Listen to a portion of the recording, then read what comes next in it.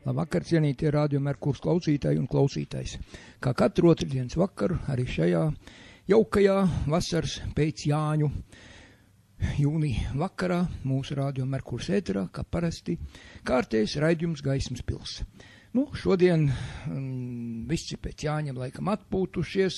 Es domāju, ka nevis atpūtušies, bet noguruši, jo man šīs Jāņu dienas burtiski vairāk neko kā galvas sāpes neizsauc. Es gan nepiedalos tajos pasākumos, nedzeru, nelīgojos un tā tālāk. Jo man tas atgādina kā dzīves mēra laikā, jo mūsu situācija Latvijā ir tāda, tik skumīga. Tāpēc šodien mani jauki viesi, 2 jau ir uz vietas, 3. varbūt atnāks, ja atnāks, tad, protams, liksim pie darbu un lūksim, lai runā un izsaka savas domas par mūsu šodienas apstākļiem. Es gribētu šodien vairākas tēmas apskatīt. Tepatās pirms Jāņiem es dzirdēju no Rīgas Aidis Tomsons, kad tur tajās tiešajā mikrofonā, tiešā ēterā, ka var cilvēki zvanīt un jautāt un teikt kaut ko. Tad viens zvanītais piezvanīja un izteica Tomsonam Aidim pārmetumus. Es arī gribēju viņam piezvanīt, bet neizdevās. Protams, mans telefons ir nobloķēts. Bet tas vīrietis piezvanīja un teica, kāpēc jūs neielūdzat uz Radio 1, piemēram, Aivaru Gardu, citādi domājošus cilvēkus, parunāt par deokupāciju, dekolonizāciju. Aidis Tomsons ļoti veikli to lietu, tā teikt, ar savu vārdisko caureju nolaida uz grunti. Protams, nesmējās šoreiz un neteica, bet tas, ka viņam krievieti sieva, tā būtu mazākā problēma, jo krievietis jau parasti ir sirsnīgs, jauks, dvēselisks, mīļs sievas, tur ko var darīt, ka viņš atradz tādu, vai ne, man tur iebildumu nav ne mazāko. Bet šeit runa un jautājums ir pavisam pa kaut ko citu. Ne arī Aivars Gedroļs piezvanīja pēc tam, protams, viņš arī bija klausījies šo runu un izteica savas domas. Es gribētu teikt, ka mums pilnīgi iet spēle uz vieniem vārtiem. Tas ir pirmais, ja tas ir par Rīgas rādio un vispār, jo, protams, tur der tikai tie, kas pūst tajā stabulē, kas ir noderīgi, kas šo mānīšanos, šo krāpšanos, šo veiksmes stāstu visu laiku atkārto, it kā mums te būtu kāda veiksme. Bet citādi domājošus un reāli domājošus nemaz nelaiž pie vārda. Es tāpēc šodien mani Aivars Andersons pat laban un Leonards Inkins šeit Radio Merkurs studijā, un es gribu jautāt Aivaram, kā to Aivar domā, vai pat tiešām mēs te sāksim kādus šaut vai kaut. Es gribēju Aidim Tomsonam pateikt tikai vienu lietu, ka mums vajadzīgs ir ievērot likumību, ievērot likumus. Šī nelikumīgā, noziedzīgā kolonizācija un okupācija tika veikta. Mums 96. gadā Saeima pieņēma deklarāciju par okupācijas seku likvidēšanu. Tikai nav nevienu seku likvidējis. Mūsu prezidents Vējons visu laiku tik skandē, arī tanī piekdienā atkārtoja, ka mums vajadzīgs ir, ceturtdien viņš to atkārtoja pēc Aidis Tomsona. Es sapratu runātā, tur kāds arī izteicās, ka visiem Latvijā dzimušajiem pēc vecāku piekrišanas jaundzimušiem, tie, kas ir nepilsoņi, jāpiešķir pilsonību un tā tālāk. Es domāju, ka visa šī pilsonības piešķiršana, ievedot viņus šeit latviešu kārtā, jeb latviešu, kā viņi saka, tas arī ir nelikumīgs akts, jo, Aivars izstāstīs, kā tas ir vēlreiz, jo cilvēki nesaprot viselementārākās lietas. Mums ir jāievēro vienkārši likumi, jo nav nekāda jēga. Mēs šeit sūdzamies, raudam, pie mums tieslietas ir salaistas grīstē, viss notiek pa blatu vai no augstiem partiju bosiem tiek rīkots. Jā. Tad pārmet gan tieslietu ministram, gan tiesnešiem, gan prokuroriem, velns viņi zinu ko. Viņi, protams, rīkojas pēc šiem noziedzīgi pieņemtajiem likumiem. Tāpatās kā pieņēma likumu un Gorbunovs vienojās ar Jeļcinu Tallinā 93. gadā par to, ka šeit paliks šie 21,5, 23,5 tūkstoši sarkanās padomju armijas virsnieku ar visām ģimenēm, un tā tālāk tas ir 100 tūkstoši nepilsoņu. Un redziet, šie nepilsoņi nemaz netaisās kļūt par pilsoņiem. Viņiem lojalitāti, viņi lojāli pavisam citai valstī, pavisam citai iekārtai, pavisam citam.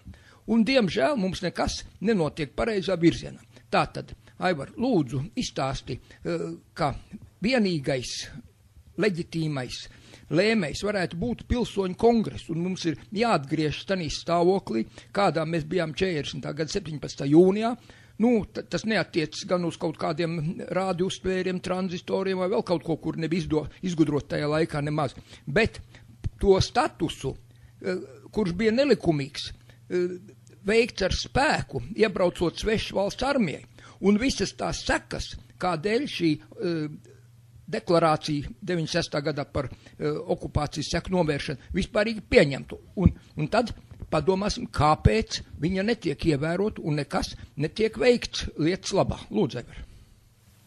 Jā, jāsaka tā, ka šīs lietas, kas ir notikuši mums 40. gadā un pēc tam, tas ir noziegums. Noziegums ir Latvijas okupācija, noziegums ir Latvijas kolonizācija, Krievijas impērijas sauktas PSRS pilsoņu iepludināšana šeit.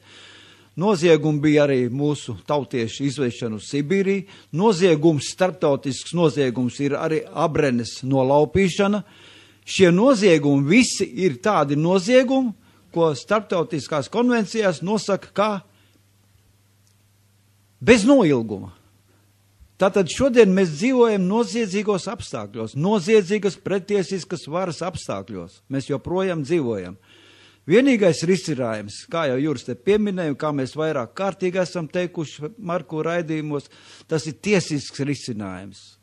Ja tas, kas ieradušies no Krievijas impērijas, tās sauktās PSRS, viņiem arī tur ir jāatgriežas. 96. gada deklarācija noziegumu novēršana, seku likvidēšana nav pildīta līdz šai dienai. Saima uzdeva ministra kabinetam to darīt. Nav.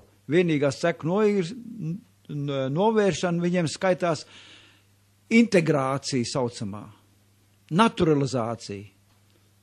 Bet tā jau ir nozieguma legalizēšana.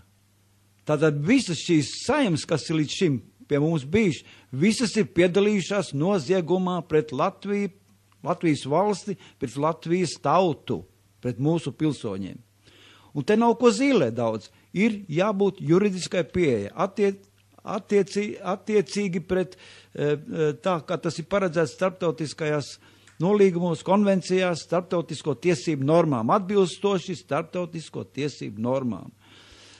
Noziegums ir jānovērš, un to var novērst tikai ar dekolonizācijas palīdzību. Aivar, tu redzi, ka Angļu kolonizatori aizgāja gan no Ķīnas, gan no Indijas. Pasties, Indijā vairs vispār nejūt, pat nepazīmes, ka tur kāds anglis būtu bijis gandrīz. Kāds vēl māk angļu valodu, protams, vai ne? No Ķīnas tāpatās, paskaties, holandieši aizbrauc no Indonēzijas, no visām tām skaistajām salām, tur Sumatras un Borneo un Jāvas un kādas viņas tikai nav. Pasties, Franči aizvācās gan no Alžīrijas, visas šīs kolonijas ir likvidētas un dzīvo bez šiem kolonizatoriem. Kāpēc tu domā, ka mums nekādīgi neizdodas? Vai patiešām mums šie varas vīri tādas pārdodamas dvēseles, vai viņi ir pārdevušies šiem kolonizatoriem, ja izpilda kādu pasākumu? Jā, Leonards, es skatos, ka grib par to jautājumu teikt kaut ko. Man tā, labvakar klausītāji, man tā pēkšņi ienāca tā doma prātā, es paēdījos viņu aizmirst. Manuprāt, mēs tos kolonizatorus ar kolonizatoriem nedaudz jaucam. Tie, Juri, tevis pieminētie kolonizatori tomēr pārstāv civilizētas tautas un nācijas un valsts atšķirībā no mežonīgā PSRS, tāpēc tie kolonizatori viens no otra būtiski atšķirās.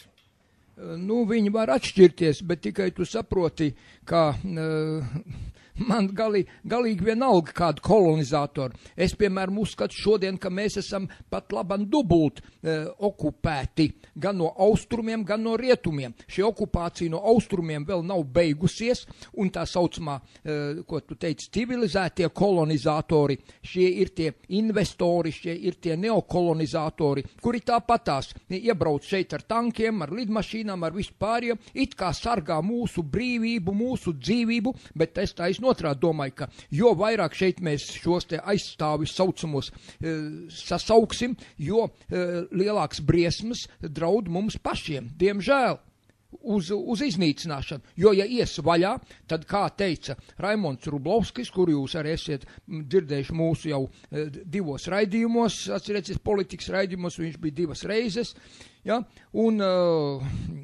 viņš teica, ka no Baltijas, tikai ne no Latvijas, bet no visas Baltijas šeit paliksies kūpoša bumbedre. Jo vairāk savāks šo bruņojumu, jo vairāk šeit būs. Neviens netaisās te skriet kā partizānā ap lintītēm, ar ko, kad ies lielās raķetes vaļā, tad sevišķi nešķiros. Kurš pa galvu dabūs, kurš būs, kurš nebūs, to pēc tam jau redzēsim. Gan jau pasaulē būs kāds stūrīts, kur vēl kaut kādi vien šūņi, kā es izlasīju jauku rakstu par to, ka, redzīgi, esot nokrits tur 100 miljoniem miljardu gadu atpakaļ kaut kāds meteorīts briesmīgs, esot temperatūru uz zemes nokritusies, skābeklis nokrities, dinozauri izmīra, bet kaut kādi okeāna dibenā viens šūnas dzīvnieki, arī pat vairāk šūnas dzīvnieki izdzīvoja un dzīvību turpināja, dzīvības nesēja. To es izlasīju vienā rakstā, kurā rakstīts par šīm te problēmām, nu tā, teiksim, miljardu gadu laikā, kā kas ir bijis. Bet ja ies vaļā šīs atomkarš, nu arī nekas jau sevišķi, nu uz 1000 gadiem šī teritorija vienkārši nebūs izmantojama apdzīvošanai, jo tā kā tur mazlietiņ no atomelektrostacijas kaut kas ir, teiksim, sabojāts, kaut kādi putekļi vai te Jokošimā vai Ukrainā, tas jau galīgi vienalga, tur sīkums, tas salīdzinot ar to, ja ies vaļā lielās atombumbas un vispārējais.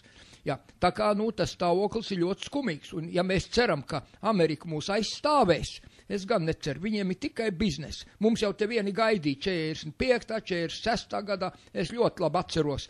Jā, atnāks amerikāņi, jā, tikai nenāk. Nu, angļi varbūt atnāks, arī nenāk. Mīlīgi visi klusēji, jo izrādās, ka 43. gadā Uncle Joe, tas Joske, Staļins ar Rooseveltu un ar Čerčilu bija jau vienojušies, kā sadalīs un kas piederēs tev, kas man, varbūt atkal austrumu rietumu žīdi sadalīs savā starpā, ietekmes sfēras, teritorijas, savu saimnieciskās zonas un vispār, un mums te neviens tikai, nu, solīja gan atkal, jo kā var nesolīt, tieši tāpat kā atcerieties, Einārs teica. Nu, tā kā tik tālu, cik mēs esam, tik mēs esam.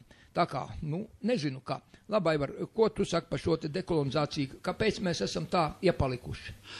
Jā, nu mēs esam iepalikuši tāpēc, ka mēs dzīvojam melos. Meli turpinās no paša atmodas sākuma. Mēs jau te Radio Merkurā vairāk karti esam uzskaitījuši šos melus. Bet ir vēl viena lieta, ko es pieminēju pie šiem noziegumiem. Tas ir neokolonizācija, jeb investīcijas, kas nāk Latvijā iekšā. Šīs investīcijas, neokolonizācija, arī pieder pie genocīda formas. Un, kā zināms, genocīda noziegumiem arī nav noilguma. Tā kā, lūk, šīs investīcijas, šīs nauda milzīgā, kas te plūst iekšā un plūst ārā, tā arī savā laikā būs jāuzskata un jāizskata, un kā noziegums arī jādeklarē visai pasaulē, ka pret mums tiek lietots milzīgs noziegums. Genocīda formas, okupācija, kolonizācija, neokolonizācija, nemaz nerunājot par, nu, faktus mēs redzam katru dienu dzirdam. Latviju pamet. Mūsu iedzīvotāji, pilsoņi pamet Latviju. Šeit nav dzīvošana normālai sabiedrībai. Jā, Aivar, es arī gribu pateikt, ka Rīgas radio atkal pagājušajā nedēļā bija ļoti jauks raidījums par Ugandu. Tas bija zināmais nezināmajā 10:00 tajā raidījumā. Tur bija pa Ugandu, kur viens puisis, kurš tur nu, nav bijis apmierināts ar to dzīvi, kur ir paņēmuši tajā bērnu armijā, puikiņas, saķer puikiņas, un tad viņš tur sit un dauza un moca iet do šaujumos, un tad viņi iet un savijos visu tur apšauj, un tā tālāk. Viņam izdevies ir aizbeigt, viņš ir tagad skolotājs, un viņš ir pavisam cita līmeņa cilvēks. Viņš ir nobeidzis augstas skolas, viņš ir izmācījies puiku, un tagad ir gudrs vīrs un darbojas. Nu, un viņš ļoti skaisti, viņš stāstīja, kā tas ir, redziet. Un es vēl otru raidījumu dzirdēju, arī par šo pašu tēmu, pa Ugandu, Kongo, pa Sudānu, pa Dienvidu Sudānu, Ziemeļsudānu un tā tālāk. Tur bija runas, ka, redzi, zeltu iegūst Kongo, bet caur Ugandu pārdod. Tas pats tur bija ar šo dzīvnieku aizsardzību, ziloņiem un vispār. Un redz, kas pa lietu. Gan zeltu, gan naftu arī iegūst nevis Ugandā. Es to tanī sakarā ar tavu, ko tu pieminēji tagad par neokolonizatoriem. Tu saproti, protams, ugandiešiem nav ne radiolokātori, tas ir ģeoradari, lai izpētītu šīs zemes dzīles, tur 100 metriem, puskilometri dziļumā tā nafta ir vai nav.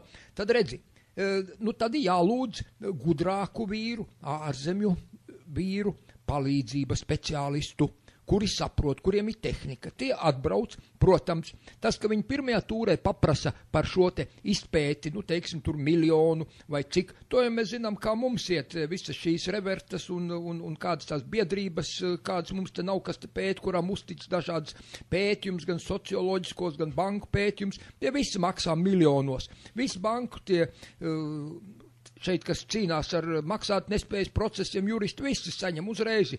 10%, 20 miljonus atkaroja, 2 miljoni man.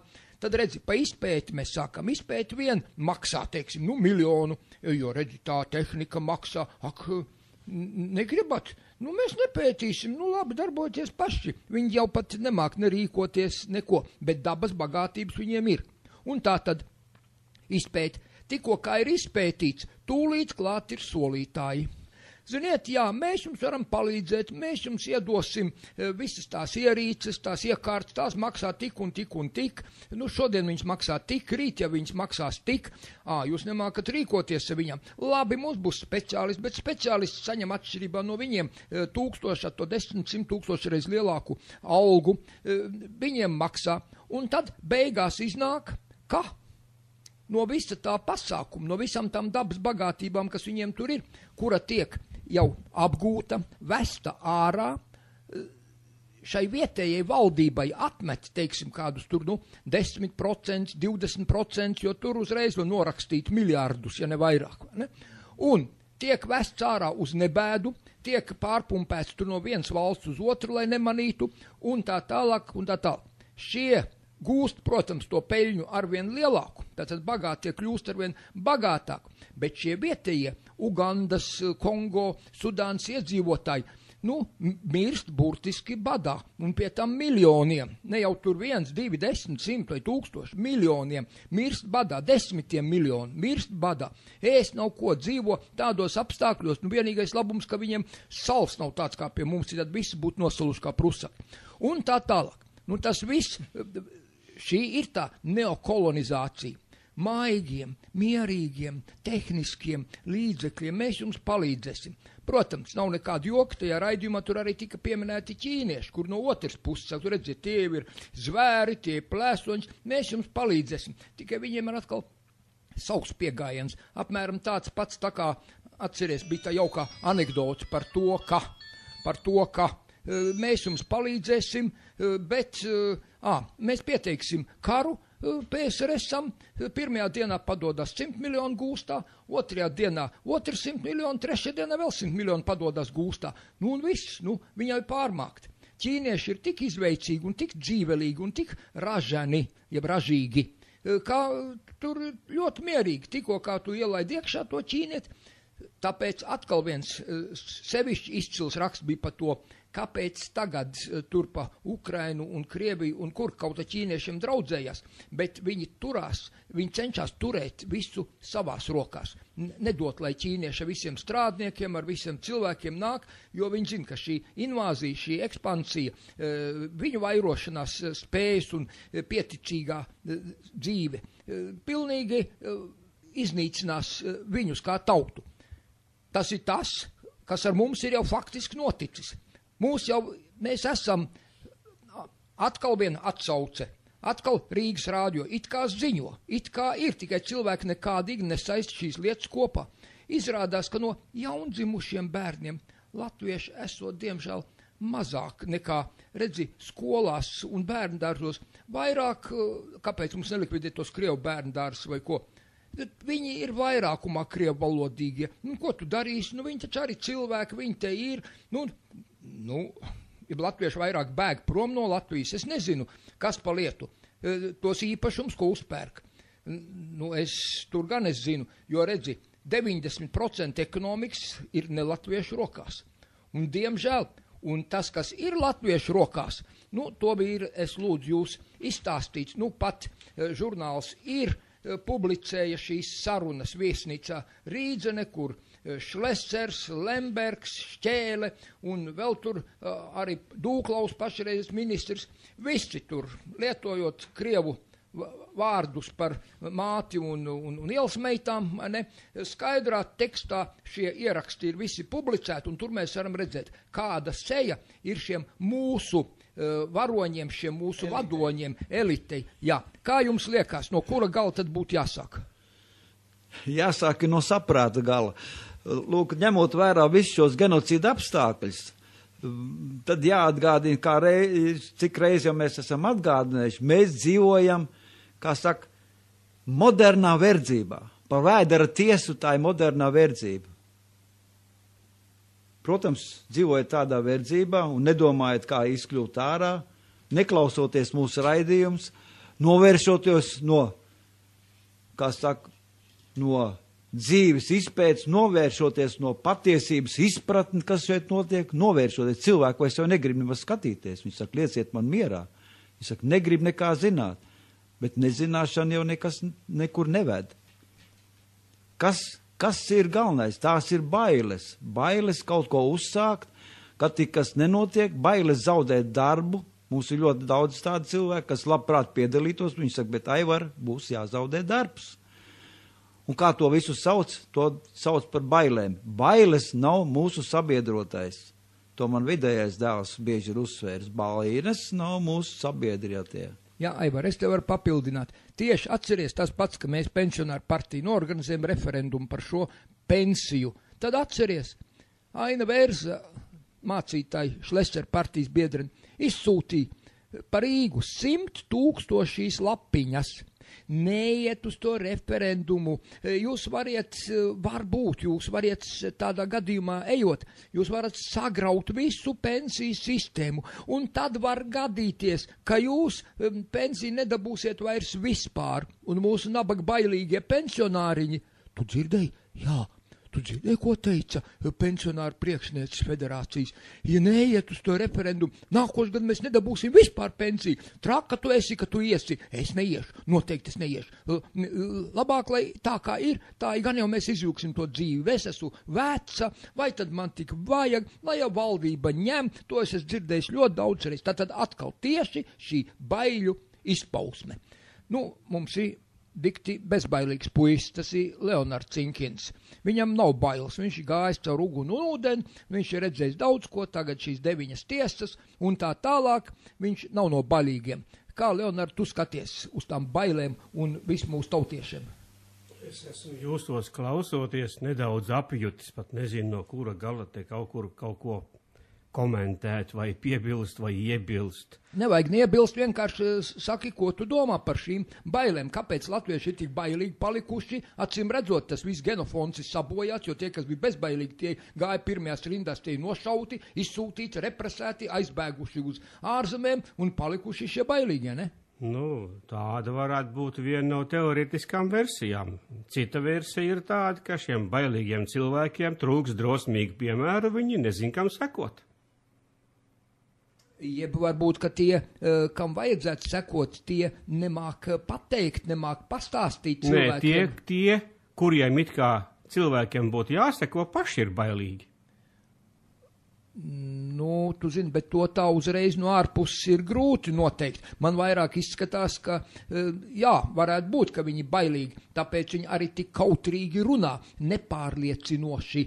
Jo atceries tie lielie tribūni, kas ir, kā Fidels Castro, tur atceries Ļeņina kvēlās runas, Tieši kādi tā, tie tie ir cilvēki, rastraļači. tie ir cilvēki, kas uzņemās atbildību, kas zem saviem vārdiem parakstās un kas aicina cilvēkus, un nevienmēr viņiem izdodās, un viņi ņem sliktu galu, bet tie ir cilvēki, kas rīkojas, kas dara. Nu, te tāda līdzība arī varētu būt, ka bija tie kolonizatori, bija tie iekarotāji, jeb jauno zemju apguvēji. Tie bija lielā mērā afēristi, bet tie bija cilvēki, kas uzņēmās, kas riskēja, kas gāja, kas sala, pret kuriem šāva tie indiāņi un pārējie bultas, un daudzi gāja bojā. Tad, kad viņš bija kādu tautu pakļāvis, kādu teritoriju pievienojas savai mātei impērijai, tad viņš tur kļuva par gubernatoru, bet viņš bija kaut ko darījis. Ar kaut ko riskējis. Šie mūsdienu varoņi ne ar ko, nekad, nekur neriskēja. Pat politiskā atbildība, var sakot, ne pa ko pilnīgi nav jāatbild. Ja? Un ja paturpini šo tematu, tad mani pārņem tāda sajūta, ka 90. gadu sākumā Latvijā ir ieviesta tāda kolektīvā šizofrēnija, lai cilvēks novestu līdz kolektīvai pašnāvībai. Ko nozīmē šizofrēnija? Tas šī gadījumā ir 2-1. Mēs it kā dzīvojam Latvijas republikā, kuru esam atjaunojuši. It kā, jā, bet reāli mēs dzīvojam modificētā Latvijas Padomju Socialistisko Republiku Savienības valstī. LPSR mēs dzīvojam reāli. Un tas ir tas 2-1, ka tu nevari saprast, kurā brīdī par kuru Latviju viņš runā.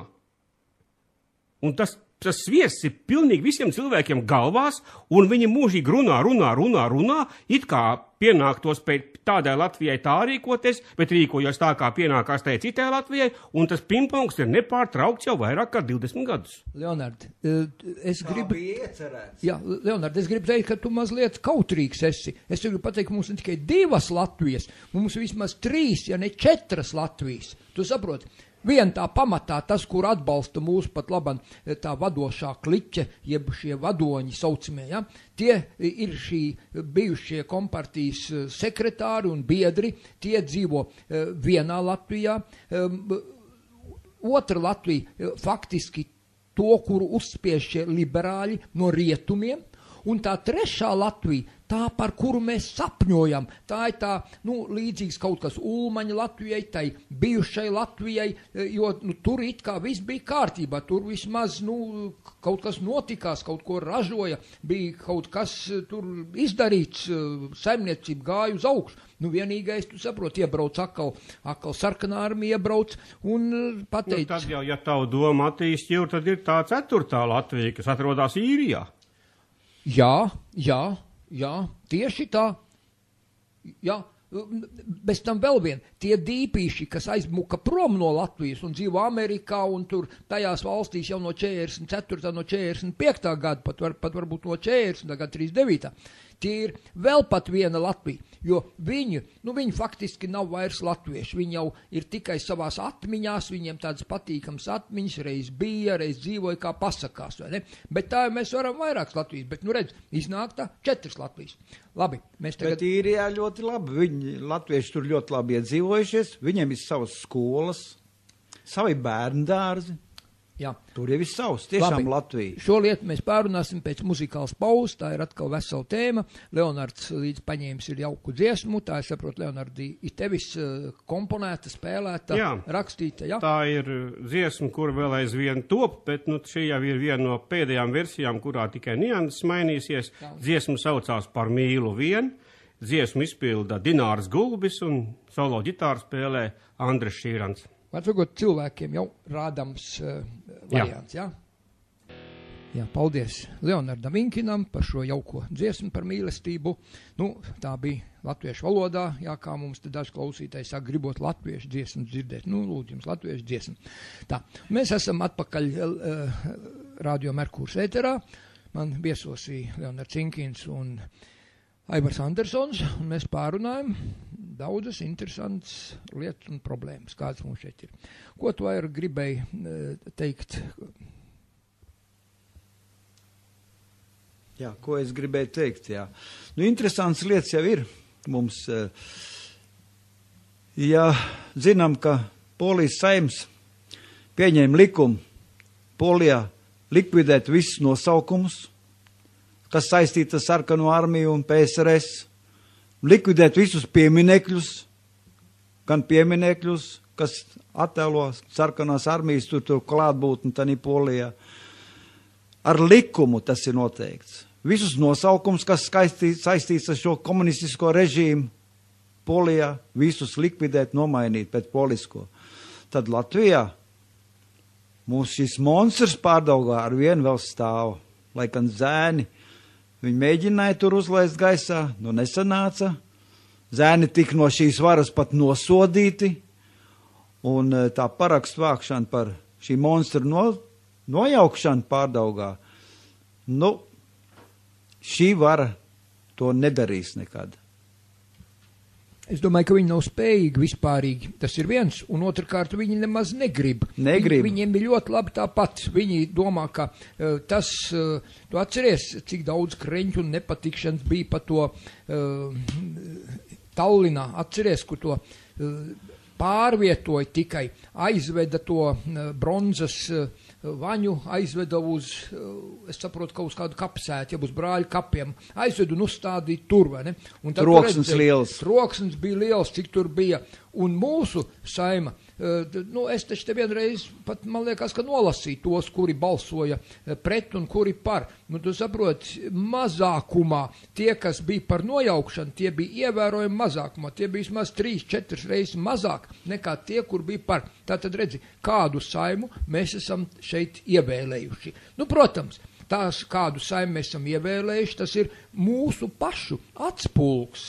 Tauta saņem tādu valdību, kādu viņi ir pelnījusi, ja? Un šī ir alga, vairāk jau nekas tur sevišķis. Tas ir tikai teorijā, praksē, diemžēl, mēdz būt arī citādāk, jo tās krāpšanas un tautas mānīšanas metodas ir diezgan smalki izstrādāts, un ar viņu palīdzību it kā ar tautas rokām viņi tos noziegumus veids, bet tur bieži mēs tautai to pārmetam nepelnīti. Mēs varam pārmest kādam jauneklim, ka viņš nav pietiekami labi skolā mācījies, bet patiesībā diezgan bieži vainīgi ir pati skola, kas neprat vai nevēlējās viņu mācīt. Leonārd, redzi, taisni par šo jautājumu arī. Es aizmirstu to pateikt par to pašu Ugandu. Tu saproti, ka no nabadzības un no ziepēm netikt ārā ar dumiem cilvēkiem, ar nemācītiem, ar neskolotiem. Un tikko kā sāk mācīties, tikko kā iemācās lasīt, rakstīt, rēķināt, tikko kā apgūst kaut kādus elementārus pamats, un cilvēkam mazliet iemāca domāt loģiski, tikko kā viņš redz savas darbības sekas, viņš spēj novērtēt.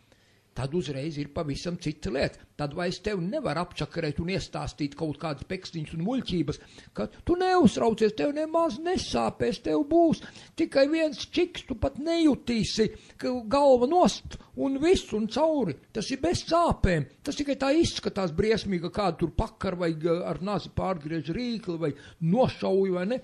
To savu aiziešanu nebūtībā tu pat nepamani un priecājies. Musulmaņiem taču iestāsta, ka klausies, vai tad tu negribi šīs 72 jaunās nevainīgās meitenes, tu neesi mūžā pie tādām ticis un bijis, un tagad tev pavelti, un tiem puikiņiem visiem gribās, sievu nopirkt nevar, jo tur sievu maksā naudu, sievu maksā vismaz vien aitu baru, jeb vēl kaut kādu, kā austrumos tur un tuvojas austrumos visiem, kā viņi sauc, kalims vai vēl kaut kāda izpirkšanas maksa, ne?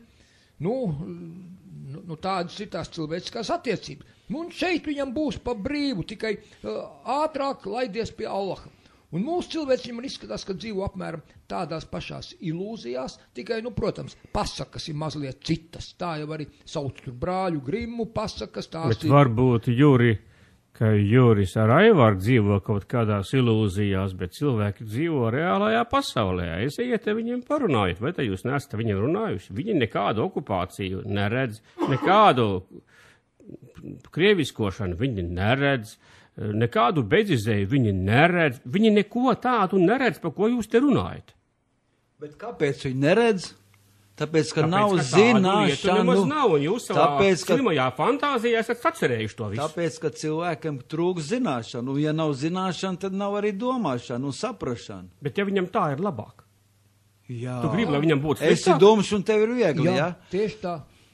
Jā, tieši tā. Labāk nezināt, ka tas ķieģels te uzskritīs uz galvu. Ja tu zini, ka pēc nedēļas tev tanī dienā, tanī vietā tu iesi tur un tev uzskritīs ķieģels galvu, būs beigts. Tu darīsi visu iespējami, lai tikai novilktu, lai, teiksim, nepienāk tā diena, lai tu neiet uz to pusi, bet vienalga dari, ko gribi, un tad saka, nu jā, katram savs liktenis, vai ne, un visi samierinās atkal kā aitiņas uz cirpšanu, pēc tam uz kaukšanu, nu, diemžēl, vai ne. Tas ir viens, ko Aivars saka, nav zināšanas, bet otrs, ir skumīgākais, ka mūsu masu informācijas līdzekļi, redz, nu patiet arī lielie strīdi par to, ka jāmaini Nepals, jā, tā Nacionāla elektronisko plašsaziņas līdzekļu padome. Tur esot jāievieš atsevišķa padome priekš sabiedriskiem masu informācijas līdzekļiem un priekš komerc stacijām un masu informācijas līdzekļiem. Un tā tālāk. Tu saproti, notiek burtiski karš pa cilvēka prātiem. Un pats galvenais, nevis pat trūks zināšanas, pat fakti cilvēkiem ir. Tikai dēļ elementārās nespējas domāt loģiski un salikt. Par to liecina tikai šī matemātikas zināšanu neesamība un vājās matemātikas zināšanas. Viņiem ir mobilajā kalkulators. Nu, priekš kam viņiem tavu matemātiku? Nu, beidz uzbāzties. Redzi, bet mobilajā kalkulatorā ir iekšā ielikta programma, spied, ko gribi, un vienmēr beigās būs paradīze un laimīga dzīve tanī saulē. Jau pacieties, debesīs labāk būs. Vēl citu vajag? Nu, tad vēl labāk ir šī dzeršana. Ierauj, lieto ķīmiskos psihas ietekmēšanas līdzekļus, uzpīpē. To viņi arī dara. Dara, protams, bet tā ir sevis apmānīšana, šai gremdēšanās. Bet tā ir labprātīga apmānīšana. Viņi paši to vēlās. Ko tu viņiem uzbāzies? Ļauj viņiem dzīvot brīvu dzīvi. Tu visu laiku aizstāv brīvību, nu lūdzu, viņi izmanto savu brīvību. Nē, redz, es uztraucos par citu, ko es uztraucos, es esmu tāds egoists, ka es uztraucos par sevi. Tu saproti, ka es viens pats nevaru izdzīvot šajā te briesmīgajā pasaulē. Tas tāpat kā viena skudriņa, jeb 10 skudriņas pat arī nespēja izdzīvot. Bites, viņas spēja izdzīvot tikai sabiedrībā, visas kopā. Ja tajās puses pieta, kad aiziet, nu, vēl puses pieta, ja viņas tā. Tad jau tu vēl aizvien esi bara dzīvnieks, tu līdz civilizētu cilvēku līmenim neesi nonācis. Mēs visi esam bara dzīvnieki, vēl sliktāk. Nē, viņi nav. Nē, mēs pat to bara instinktu esam pazaudējuši, un tad mūs tā kā zvirbuļs pa vienam no telefona drāca gaisa šauteni, pif, pif, pif, pif, nolast. Protīm šauj, visus uzreiz. Visus uzreiz, nekad nenošaus, nu, dara arī tā, vai ne, protams. Jā, skaties, bet šeit sāk atšaut no viena gala. Tevi pašu, piemēram, ar visu to tiesāšanu, atrada vienu, kam piesieties. Un tas tagad būs, tas precedents. Paskaties, tā nedariet. Redziet, kas pa briesmām. Ja jūs spļausiet pret vēju, dabūsiet visu apakaļ sejā. Ja jūs te lamāsiet kaut kādus tur buržujus, baņķierus, žīdus un vēl nezinu ko, tad jūs arī redziet, sēdēsiet cietumā un tur nosmaksiet, badā nomirsiet. Es esmu nonācis pie vienas atziņas. Es pilnīgi pieļauju, ka ne es vienīgais tāds esmu pie tādas atziņas nonācis, bet to atziņas varētu noformulēt šādā teikumā, ka likumi ir priekš tam, lai vajadzības gadījumā vara tos varētu izmantot pret mums. Tas nozīmē to, ka ne viss, kas likumā ir rakstīts, tiek prasīts no cilvēkiem, bet ja tu esi kaut kam vajadzīgs vai tevi kaut kur vajag notiesāt, tad šo likumu pret tevi izmanto, bet pret citiem nē. Jā. Un ja tāda likuma vēl nav, tad ātri pieņem. Jā, tieši tā. Steidzamības kārtā. Lai būtu tiesiska valsts. Jā, lai būtu tiesiska valsts, jā. Un likumi bezgalīgi daudz. Likuma nozīmē tikai priekš tam, lai būtu, ja vajag, lai būtu, ko pret tevi izmantot. Nu, tie likumi, kas mums tagad ir saucamās atmodas, pēc atmodas laikā pieņem, tie visi domā tikai laupīšanai. Privatizācija, tie laupīšanas likumi. Nu, redzi. Un te jau Jūras jau pieminēja tām sarunām, tādī viesnīcā Rīdzen, kā tiek dalīti īpašumi, kā tiek privatizēti un pārdoti un apvienoti. Un pēc tam atkal pārdoti. To var liekt? Jā, viņam likums priekš sevs uztaisīja. Nav neviena spēka, kas viņiem to var neļaut. Un tad vēl ir šis likums par ierēdniecību, ko tas Valds Birkaus uztaisīja, likumu par ierēdniecību. Ierēdniecība ir tā cilvēku masa milzīgā, kas par šiem arī balso, jo pārējie vairs neiet jau vairs uz vēlēšanu nemaz. Netic, ka varētu kaut ko mainīt, kā tu saka, ja vēlēšanām kaut ko varētu mainīt. Var ar vēlēšanām mainīt, bet tad jānāk ir lielam saprātam. Un ne, tā kā te Merkurā Juris jau vienmēr ir atgādājis, uz vēlēšanām nevēliet ne par vienu no tiem, kas ir bijuši līdz šim pie varas, ne par vienu. Cik reiz tas ir jāatkārto. Iet un atkal tie paši. Tātad, ko tad darīt? Nu, tu saki, ka mums vajadzīgs ir. Ka tā bija un būs. Pirms 20 gadiem es runāju Gundai Jaunzem, ka mums nav vadoņa. Kā tu izteicies nu pat, ka vajadzīgs cilvēks, kas vada. Un Gundai Jaunzem momentā atbildēja. Viņš saka, Aivar, sāc kaut ko darīt, vadons uzradīsies. Un tā tas arī šodien ir. Un ko tad mēs esam sākuši darīt? Mēs pagaidām neko, mēs pagaidām tikai stāstam tos briesmas stāstus. Ka būtu stāst, jāsāk darīt. Ja? Ka būtu jāsāk darīt un mēģinām vest cilvēks pie prāta, lai taču paskatās, kas notiek patiesībā un neklausītos tos veiksmes stāstus, jo nav šīs veiksmes. Ja būtu veiksmes, tad nebūtu 500 000 izceļojuši, pat vairāk varbūt no Latvijas pametuši valsts. Ja būtu veiksmes, nu nav šīs veiksmes. Tātad patiesības kritērijs ir praksa, kāds gudrais teiks. Taču jāskatās, kas praksē notiek. Nevajag klausīties dienā radio un televīziju. Tos melus, kas nepārtraukt ir. Nu jā, vajag arī palasīt tās mūsu spēcdienestu noklausītās un ierakstītās sarunas, kur Lembergs un Šlesers un Šķēle un visi pārējie, ko viņi tur runā, ko viņi pārunā, kā viņi organizē un kā tas notiek. Protams, bet interesantāk vēl pa pašiem tām viņu sarunām. Tās viņu sarunas man ir pilnīgi zināmas jau faktiski nemaz viņas nedzirdot, jo to redzot pēc tā darba rezultātiem, cik kuram ir naudas un ko kurš atļaujās darīt un kas, es zinu, ko ir jādara, lai pie tādas naudas tiktu solīdā veidā ar tām zināšanām, kur praktiski viņa lielākā daļa knapi vidusskoli nobeiguši, nu varbūt kāds tur sācis kaut ko pamācīties, bet vienalga nav neko iemācījies nopietni, ja?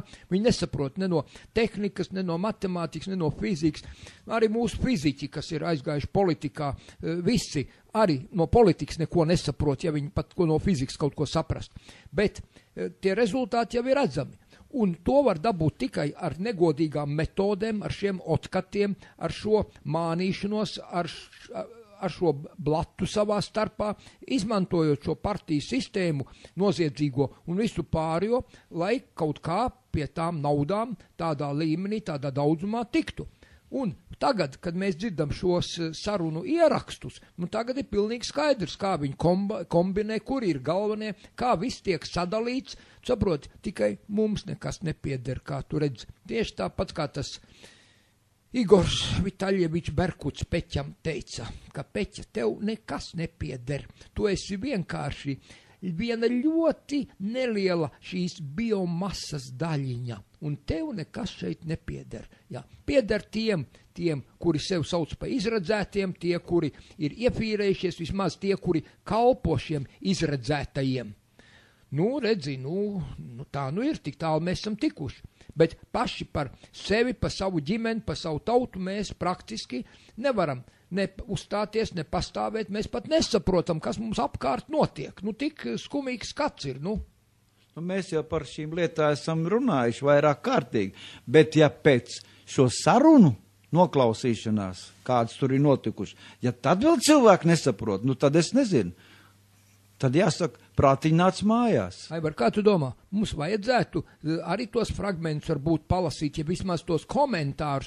Es jau iekopēju sev, vienam bija tur ir 3 raksti tādi pa šo tiem divi tie, kuri ir praktiski tās sarunas, un arī pirms tam, ja pa starpu viens raksts vēl. Tātad katram rakstam ir pār pa 200 komentāriem, un es šos 200 komentārus visus sev ierakstīju, man viņi pat kabatā līdzi fļeškā, jeb es izdrukāšu viņu uz papīra. Un tad mēs redzam, kā mūsu tauta saprot, es pētu taisni, kā viņi saprot, kādi viņu attieksme pret šādām sarunām.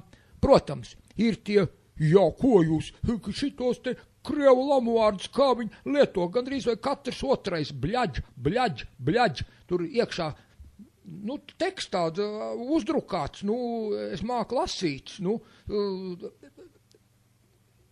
Visu viņu sarunās, tas ir gandrīz vai galvenais vārds. Un tad tie ir kā pieturzīmes, un tāpat tām starpām katrs izsaka savu viedokli. Tālu mēs esam tikuši. Izskatās no malas briesmīgi. Un tie komentāri, es teicu, viņus es nepaņēmu līdzi tagad, jo es gribēju viņus sagrupēt, atzīmēt. Tā grupa, kas ir pret, tie, kuri pat piekrīt, saka, ko te jūs gribat? Šīs ir kapitālisma pirmās pazīmes, šī korupcija, šīs blats, šī naudas vara. Kā jau es 10 reizi atkārtoju, valda šeit zelta bulli, zelta teļš, tas, kur jūs tur Veseķis ielā Rietumbankas 2. stāvā varat apskatīt. Tas ir īstais valdnieks, tāpēc viņš tur ir simboliski apzīmēts. Aiziet, apskatieties, šī jaukā celtne tur blakus arēnai Rīga. Uzkāpiet 2. stāvu un paskatieties, lai jūs saprastu, kas valda. Un ja tev nav kārtīgs piķis, jeb džungurs, jeb kā viņi sauc, nauda faktiski kabatā pietiekoši daudz, lai tu var nopirkt pat politiķus, ja? Tad, ko tad tu gribi? Tev nekas nepieder, tu esi vienkārši biomasa, tu esi mēsls, divkājais lops, goji, kā viņi sauc. Nav tik traki. Cilvēki redz, kāda ir realitāte un pielāgojās šī realitātei un mēģina tādā realitātei izdzīvot. Viņi vienkārši to mēģina izmantot savā labā, un tas ir viss. Tas ir tikai tāpēc, ka neredz risinājumu un nav vadonis. Viņi nemaz negrib risināt. Viņi negrib, ja būtu vadonis kāds. Ja būtu vadonis, daļa no viņiem sekot, Bet vadonim ir jābūt tādam, kas pilnībā riskē ar savu mantu, ar savu dzīvību, ar savu veselību, ar visu, jo ļoti liela varbūtība, ka neizdosies. Jā, tā tas var būt. Jā, varbūtība ir liela. Bet par to, ko tu tagad stāsti par to mežonīgo kapitālismu, tad jāatceras, ka pašā atmodas sākumā Godmans, tad, kad bija pilns ar reketieriem, tāda laupīšana bija ka bezgalīgi. Un Godmans uzstājās televīzijā, rādio un teica, tas mums visi jāatļauj, jo tā ir kapitāla uzkrāšanas pirmā fāze, un mums tas šis kapitāls ir vajadzīgs attīstībai. Un Amerikā ar tā bija. Šis mežonīgais laupītāja kapitālisms, tad viņš nepretojās tam, viņš pat atbalstīja. Man skumīgākais uztrauc... Tas bija Ivars Godmans. Aivar, man skumīgākais uztrauc, ka tad varēja saprast, parasti, kad notiek varas maiņa un šīs jukas ir, tad jau vietņigu ņegu uz visām pusēm grāb, kurš var un cik var un pār pa līķiem un vēl nezin kā. Bet tu saprot, ka tagad šīs krišas, šo reketieru, šo bandītu, šo te jumta lomā, tagad uzstājas mūsu valdība un mūsu valsts, tā teikt, ir lielais reketieris, lielais jumts, vai ne? Un ja mēs... Likumīgs reketieris. Jā, likumīgie zagļi, likumīgie reketieri. Laupa, cik var salaupīt. Jā, tālu esam tikuši. Savu tautu, galvenais, ka savu tautu apkalpa. Bet citus jau nevar, citi pretojās. Ņem no tā, kurš nepretojas, kurš atļaujās, kurš ļaujās tāpat. Tu saproti, izvarot nemaz nav tik vienkārši viens sievietes, tā teikt. Neesmu mēģinājis, bet droši vien, ka nav nemaz tik viegli, vai ne? Redzi, visādi tur gadās. Šeit viss notiek likumīgi. Viņi tādas likums uztaisīja priekš sevis, ka viņi mierīgi. Vai tad jāatgādina atkal jau, kuro reizi ar to, ko tu teici, ka pirms vairāk kā 2000 gadiem kāds gudrais teica, neviens godīgs cilvēks pēkšņi bagāts nekļūst. Mēs taču atceramies atmodas sākumā, kad visi dzīvoja milzīgā trūkumā. Momentā uzradās sev 100 miljonāri Latvijā. No kurienes? No kādiem līdzekļiem uzradās miljonāri pēkšņi? Vajag taču padomāt. Tie bija veiklie Un tanī pašā laikā bija bezgalīgi daudz nabadzīgo. Bezgalīgi daudz bija pašnāvību.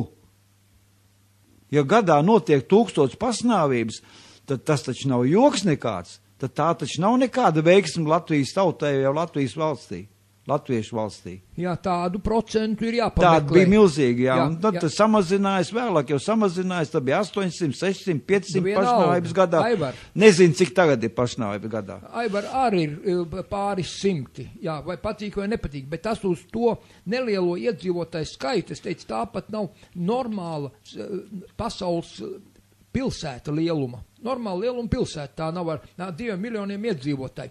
Un lai tur notiktos 100 pašnāvību katru gadu. Nu, jā, pa visu Ameriku policistu gadu laikā nošauja apmēram 100 cilvēkus, lielāko daļu nevainīgs starp citu, bet, tā, gadās, ko darīt, vai ne? Nepatīk kaut kas bliež virsū. Bet, tik tālu mēs esam tikuši, tāda mums ir tā dzīve.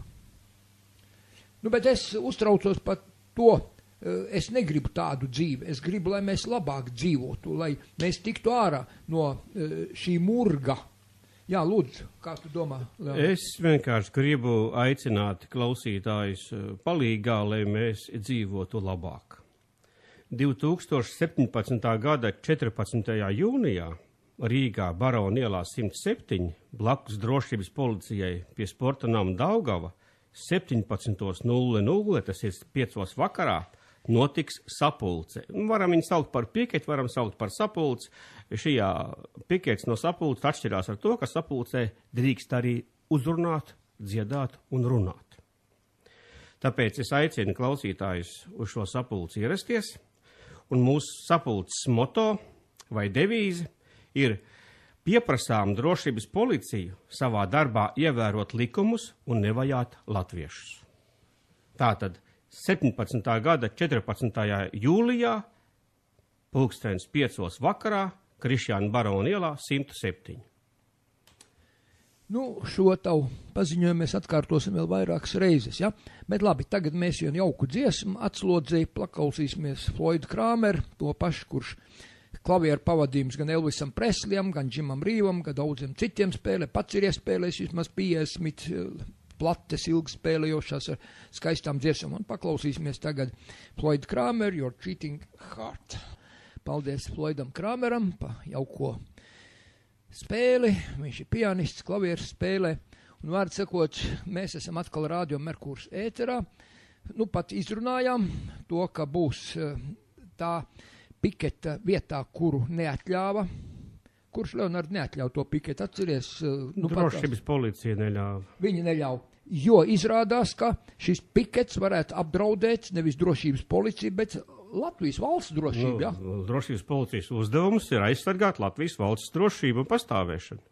Bet kādā veidā tad ar to varēja apdraudēt Latvijas valsts tas drošību? jājautā pašai drošības policijai. Mēs bijām domājuši, ka viņi ir kompetentāki un spēcīgāki, un tomēr var aizsargāties pret piketu. Un gribējāt viņiem prasīt, bet viņi neatbildēja. Viņi atbildēja ar aizliegt, ja? Viņi nesaskaņo. Tas ir tas pats. Jā, vārds sakot, likums viņiem dod tādas tiesības, un viņi to neizdara. Un tagad par sapulci? Tagad par sapulci viņi notiek 5 metri tālāk, un vairs saskaņošana ar viņiem nav vajadzīga. Rīgas domē jau ir pieteikts, un datums un laiks ir zināms. Un tie ir akceptējuši? Tagad likums jau neprasa, lai viņi piekrist. Mums vienkārši viņi ir jāinformē laicīgi, ka tur kaut kas tāds notiks. Sakarā ar drošības policiju bija tā, ka mēs informējam Rīgas domi par 2 piketiem, viens pie prokuratūras, otrs pie drošības policijas, aizgājām pie prokuratūras un pikets bija veiksmīgs, bet pie drošības policijas mums iet neļauj, tāpēc, ka izrādījās, ka vēl vajag iet arī pie drošības policijas un saskaņot ar viņiem. Likumdevējs jau nav muļķis, viņš to patiesībā ir pareizi arī izdarījis. Katrs gadījums ir īpašs, un šī gadījumā drošības policijai bija jāizvērtie tie apdraudējumi, un, ja 15 pensionāri vai jaunieši ar plakātiem stāvēs 10 vai 12 metrus no viņu žoga, diez vai tur tas žogs no tā bruks un kaut kas mainīsies. Ja tur būtu Krievu tanks, skaidrs, tas ir šāvienu attālumā, to nevar saskaņot, bet, vienkārši, es domāju, ka tur viņi tik daudz nedomā. Viņiem likums tādu iespēju ir paredzējis, un viņi šo iespēju izmanto neļaut. Man cikot, viņiem nepatīkams starpgadījums, tas faktiski Nu, kā es saku, nepatīkams starpgadījums, ja, mīļie klausītāji, jūs atnāksiet lielā skaitā būs tagad. Jo tad mēs būtu stāvējuši tālu no tramvajas sliedēm, tur pretī viņu vārtiem, aiz Daugavas sportnā mūs neviens neredzētu un par mums neviens nedzirdētu. Bet tagad mūs redzēs visi, kas brauks garām ar tramvaju, visi, kas brauks garām ar mašīnu, visi, kas ies garām kājām. Un mūs tagad arī dzirdēs. Tā tad vēl sliktāk. Nu, protams. Jā, šausmas, nē, nu tad tu neprecīzi izteicies, jo tad būtu dzirdējis un redzējis tikai drošības policija pa saviem logiem. Bet mēs jau priekš viņiem arī to piketu organizējām. Jā, bet tā kā viņi negrib mūs klausīties. Nu tad, lai klausās citi, jā. Viņiem alerģija ir, vai? Pret klausīšanos. Nu, droši vien. Savādāk domājošos. Nevienam nepatīk, kā acīs viņiem pasaka vienkārši ir ierastāks klausīties slepeni, bet tā atklāti lasīt plakātu un pienākt un pajautāt, tas izem viņu goda. Viņi slepeni klausās. Viņi varbūt netic tam, kas tur rakstīts. Viņi domā, ka tā ir propaganda, jeb kaut kādi meli, ne? Es domāju, ka viņi zina, ka tā nezinu, ir patiesība. Tāpēc jau viņi arī nesaskaņo. Es nezinu, viņiem vajadzēs taisīt kaut kādu pētījumus, viņiem vajadzēs konsultācijas, viņiem vajadzēs ekspertus, kas pasaka, vai tas ir kaitīgs vai nav kaitīgs, jo tā jau uzreiz nevar, jo, saprot, likums sargi faktiski viņi ir, nu tad viņiem lieki krenķi, lieki pūliņi. Viņi jau nesargā likumu, viņi sargā sevi un savu mieru. Tu domā, ka tik vienkārši? Viņi runājot likums, prātā visu laiku patur, ka tas likums ir viņš. Nu jā. Arī Latvija ir tikai viņi. Latvijas intereses ir tādas pašas kā viņu intereses. Jā, nu briesmīgi, nu briesmīgi. Nu tāda ir tā šizofrēnija mums, ja, ka 2 vienā. Vai 4 vienā, kā tu teici. Nu jā, katram savas intereses, katram sava Latvija, katrs stiep uz savu pusi, katrs grib, lai būtu tā, bet ir pilnīgi citādi. Nu nezinu, bet es saprotu, ka bez kaut kādas vienošanās, jeb kopējas izpratnes par kādu jautājumu rezultātu nekādu nevar būt. Tad mums jāatceras atkal to līdaku vēzi un gulbi. Es domāju, ka ar kopēju izpratni šeit problēmas nekādas nav. Visi ir izglītoti cilvēki un visi saprot visu. Problēma nav kopējā izpratnē, bet problēma ir, ka nav kopēju interešu un kopēju vērtību. Tās ir dažādas. Jā, tas arī tiesa, bet tu zini, bet ar izpratni arī tā ir, kā ir. Es taisni to pārliecinos 100 reižu, lasot tos komentārus. Komentārus jau neraksta augstu izglītot cilvēki, kas strādā drošības policijā. Viņi var rakstīt tikai tad, kad viņiem ir tāds darba uzdevums. Zini, arī raksta. Gan viņi, gan, tu atceries, kā viņus te sauc pa elfiem, pa troļļiem. Tas tie cilvēki, kas strādā algotu darbu. Jā, labi, tie ir vieni. Tos es arī daudz maz spēju atšķirt tur tajos komentāros, ja? Bet tu zini, bet ir arī lielākā daļa ir ne viņi, bet tie parastie cilvēciņi. Un tāpēc es veicu šos pētījumus, lai izpētītu, kā tad ir, kāds ir tautas noskaņojums, kā ir, nu tad... Es tev varu tavam pētījumam palīdzēt. Muļķība ir lipīga un viņi izplatās pa gaisu ar vēju. Jā, un pie tam stipri lipīgāk nekā šie baciļi, jo tur imūnsistēma strādā. Un dzīvot spējīgāki. Jā. Jāsaka, es retu tos komentārus lasu.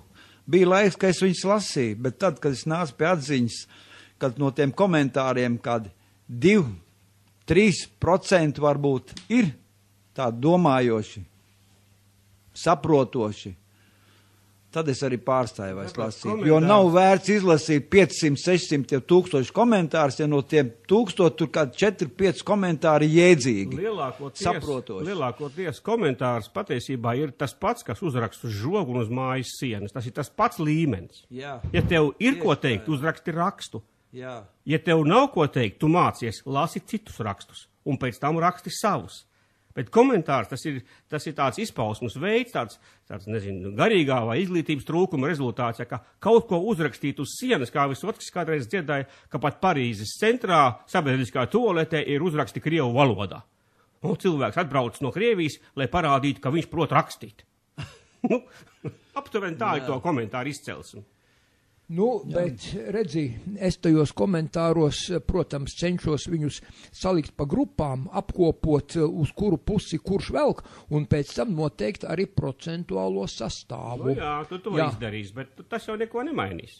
Viens savu vīrusu būs dabūjis trolejbusā, otrs tramvajā, trešais staigājot pa Brīvības ielu. Tu to secinās, tu pa grupām viņus sadalīs, bet ko tas mainīs būtībā? Zini, tas man dod to spēju nepareģot, bet izdarīt secinājums, izrēķināt, kā beigsies šīs vēlēšanas, piemēram. Un ko tas mainīs? Nu, zini, ja tās vēlēšanas nobeigtos tā, kā vajadzētu viņam beigties. Nu, iedomājies situāciju, ka šajās vēlēšanās uzvara saskaņa, un mums ir prezidents nevis Vējons, bet ir Ušakovs. Un ar tam līdzīgām sekām. Es vienkārši tagad iztēlojos, ja. Kas no tā mainīsies? Vai Latvija izstāsies no NATO, vai viņa kļūs par NVS valsti? Nekas nemainīsies. Viss turpināsies, tikai uzvārdi būs mainījušies. Varbūt daudz klausītāji domā, ka tad nu gan būtu viss šausmās, nekas nebūs šausmās. Jo tie, kas to procesu patiesībā regulē, tiem ir pakļauti gan vieni, gan otri. Un gan vieni, gan otri ir ļoti paklausīgi šiem īstajiem priekšniekiem. Jā, tev 100% taisnība. Jā, varbūt mainīsies kaut kas mums sadzīves atļautajā kompetences līmenī. Jā, tieši tā. Kaut kāda tur, teiksim, tramvai biļete paliksies vēl kādai ļaužu grupai tur lētāk vai dārgāk. Protams, visi šie vēlētāji, kas pa Ušakovu vēlē, nezinu, kāpēc viņi iedomājas, vot Ušakov nam dal bezplātnī projiest v tramvaje. Tātad Ušakovs ir iedevis mums bezmaksas tramvaju, visi tie Krievu pensionāri, visi tie armīni. Ventspilī Lembergs dod, Rīgā Ušakovs dod, viņi visi dod no savas kabatas. Jā, Rezekne no savas kabatas, tur tā, taisni to es gribēju atzīmēt, ka ne no savas kabatas, bet tie pārējie cilvēciņi, kas izmisīgi strādā un skrien, atkal tajā pašā pie Aida Tomsona, tur tajos brīvajā mikrofonā, viens puisis un zvana, ka mēs tā kā nodzīts lops, viņš skrien dēļ tām kapeikām, ka viņam nesamaksā pa darbu, un dēļ tām kapeikām viņš skrien aizelsies, mēlis kāris, vai ne? Un dzīvi pagājis, un viņš vēl nav varējis pats māju apmaksāt, vai dzīvokli, bērns izaudzināt, un tā tālāk, bet dzīve jau ir beigusies, jo tu saproti, tas procentiņš, ko mums atvēl, ko mēs varam dabūt. Un redz, un tas ir vienkārši pārlikts, ja tos pensionārus apmaksā tie cilvēki, kas strādā, kas kaut ko spēj vēl padarīt, tie tiek slaukti līdz beidzamam, kamēr viņš arī krīt, jeb zaudē vispārīgi vēlēšanos kustēties, jeb ko darīt. Nu, pa tramvaju biļetēm jāsaka tā, kā tie gudrie ir rakstījuši savos protokolos. Mēs viņiem iedosim bez maksas šitiem te, bet tiem pārējiem mēs paaugstināsim. Jeb kā bija rakstīts, mēs palielināsim algas, bet tas tiem cilvēciņiem, tiem strādniekiem neko nedos, jo mēs vienlaicīgi palielināsim cenas uz plašu patēriņu precēm, uz pārtiku. Mums kaut kā vajadzētu sākt mācīties, nepiedalīties šajā ieviestajā kolektīvajā šizofrēnijā. Mums ir kaut kā jāmācās viens otram aizrādot, piepalīdzot, iesakot, tomēr Juris Leonards Jurim, mums ir jāmaina ne tikai domāšanas, bet arī runāšanas veids, lai mūsu klausītājs arī mainītos, lai saprastu. Nevis kāds kādam iedot bezmaksas, bet kāds vienai cilvēku grupai liek maksāt priekš tā, lai cita cilvēku grupa varētu braukt par velti. Viņi neko neiedod, viņi vienkārši vieniem atņem un iedod tiem citiem, lai tie var braukt par velti. Tā tas ir, jā. Tiem bez maksas un tādā pašā par laikā palielina bez maksas nav nekā par to, kāds maksā. Ir. Bez maksas ir tikai siers tajā speļu žurku lamatās, jeb tā slieka uz ēsma, uz āķa, kas iemest zivtiņai upē. Tas ir bez maksas. Un kā tu iekampi, vai ne? Redzi, tā mums arī tiek, tā mēs esam iedzīti šajā parādu jūgā. It kā mēs jums pretim nākam, mēs jums palīdzam, mēs jums taču dodam iespēju, bet jūs nepateicīgie pat to nepasakat mums paldies un vēl ļauni esat uz mums, vai ne? Bet īstenībā ir faktiski pavisam savādāk. Tātad bez maksas ir praktiski tikai siers peļas lazdā, ja tāds teiciens ir. Nu, bet ko darīt? Kā tad, lai mēs zinām, kā kuru reizi rīkoties? Vispār nepiedalīties. Es jau cenšos, tā teikt, abstrahēties no šīs te reālās dzīves, turēties pēc iespējas tālu, lai man minimāli būtu vajadzības no šīs te valsts kaut ko dabūt, ja saņemt. Es cenšos iztikt pilnīgi bez viņiem. Cenšos, jo drīz jau mums būs nodoklis ne tikai par ūdeni, būs arī par gaisu, par saulīti un tā tālāk. Jo tikko, ja mums vairs elektrību nevajadzēs, sapirksim, teiksim, mēs saules paneļus uzstādīsim un elektrība mums būs pavelti. Bet tie saules paneļi jau pagaidām neatmaksājās. Es nezinu, kad viņi atmaksās. Leonard, atmaksājās. Ilgtermiņā. Nē. Nu, ko nozīmē ilgtermiņā? Pēc 30 gadiem? Nē, Leonard. Tu zini, kas ir? Mums, piemēram, ja mēs mūsu Radio Merkūram uzlikt pat laban barošanu, redzi, neatmaksājas tad, ja šī elektrība ir vajadzīga, teiksim, pusstundu dienā, ja stundu ne dienā, bet vakarā, tad, kad ir tumšs, vai ne? Bet tad arī saules panelis nedod šo elektrību, tad arī vējš ir nopūstis. Viņam ir akumulators, kurā viņš uzkrāja. Tā tad ne tikai saules paneļi, bet akumulatori. Un tie ir daudz dārgāk par pašiem paneļiem. Jā, tie ir dārgāk par paneļiem daudz. Nākošais, ja mēs tos jaunos paneļus, viņi, protams, ir efektīvāki. Bet akumulators vienalga maksā. Akumulators maksā, protams, vienalga. Ja mēs vēl gribam, lai mazāk vietas aizņem šos te litiju-ionu akumulators, tie ir vismaz 2-3 reizes dārgāki, tas ir atkal pats par sevi. Bet es gribu pateikt, ka pirmais, ka to saules paneli var, ja būtu normāla attieksme, Latvenergo, tas ir valsts kompānija faktiski, kura praktiski tomēr ir jau sen kļūst par privātu kompāniju, kur paskaties, katrs nosaka kādu algu grib, cik grib, un tā tālāk, un izmanto visu to. Bet tu saproti, ka, piemēram, redzi, mums Radio Merkūru, mēs nevaram atļauties vairāk pa kilovatu raidīt, mēs nespējam elektrību samaksāt. Bet, ja mēs uzlikt saules paneļu, veselu čupu, mēs varētu vispirms pacelt jaudu, 3-5 reizes lielāku. Nevar runāt nopietni kategorijās, ja mēs uzliktu, ja mums būtu, ja mums uzdāvinātu. Nevajag uzdāvināt, redz, mēs varam nopirkt tikai naudas vienkārši, nav pa ko nopirkt. Tieši tā, jā. Un ar to viss arī beidzās. Nē, pagaidi, es gribēju mazliet sīkāk šajās detaļās runāt. Tās detaļas tādas, ka redz, ja jāpērk šo saules paneļus, kā maksā viņi jauni, un tie jaunie modeļi, tie maksā viens panelis tur 100 eiro, 150 eiro, tad redzi. Bet nedrīkst jau rēķināt paneļa cenu vai vadas gabala cenu. Jārēķina viss komplekts kopā, bez kura nevar iztikt, bez kur tas viss nestrādā. Un kā viss sarēķina kopā, tas neatmaksājās. Tāpat kā es pilnīgi droši apgalvoju, ka 60% no siltinātajām mājām ir izmesta nauda. Tas neatmaksājās. Arī tā nav. Tu redzi, atmaksājas. Ja šo elektrību tērē visu dienu, tā kā mūsu raidītājs Merkūra, visu dienu, kamēr vien saulīts spīd, mēs varam barot ne no tīkla. Varētu jau, ja būtu, kāpēc es ieminēšu? Atkal, ja būtu. Nerunā kategorijās, ja būtu. Nē, jārunā tā, kam ir jābūt, lai atmaksātos.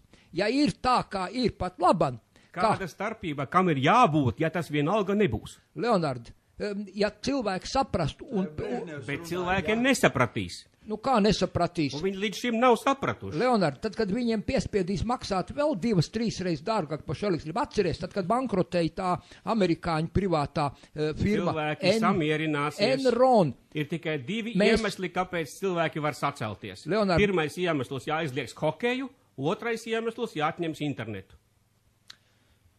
Internets daudziem nav pat, es tev gribu pateikt, un viņi var atņemt vienā dienā, tas nekas nav. Tikai dažiem viņa nav. Leonard, atļauj man tev pateikt līdz galam to, ko es gribēju teikt. Tu saproti, ja šo elektrību, ko es ražoju pa dienu, es varētu pārdot Latvenergo, un tikai starpība... Nevarēsi.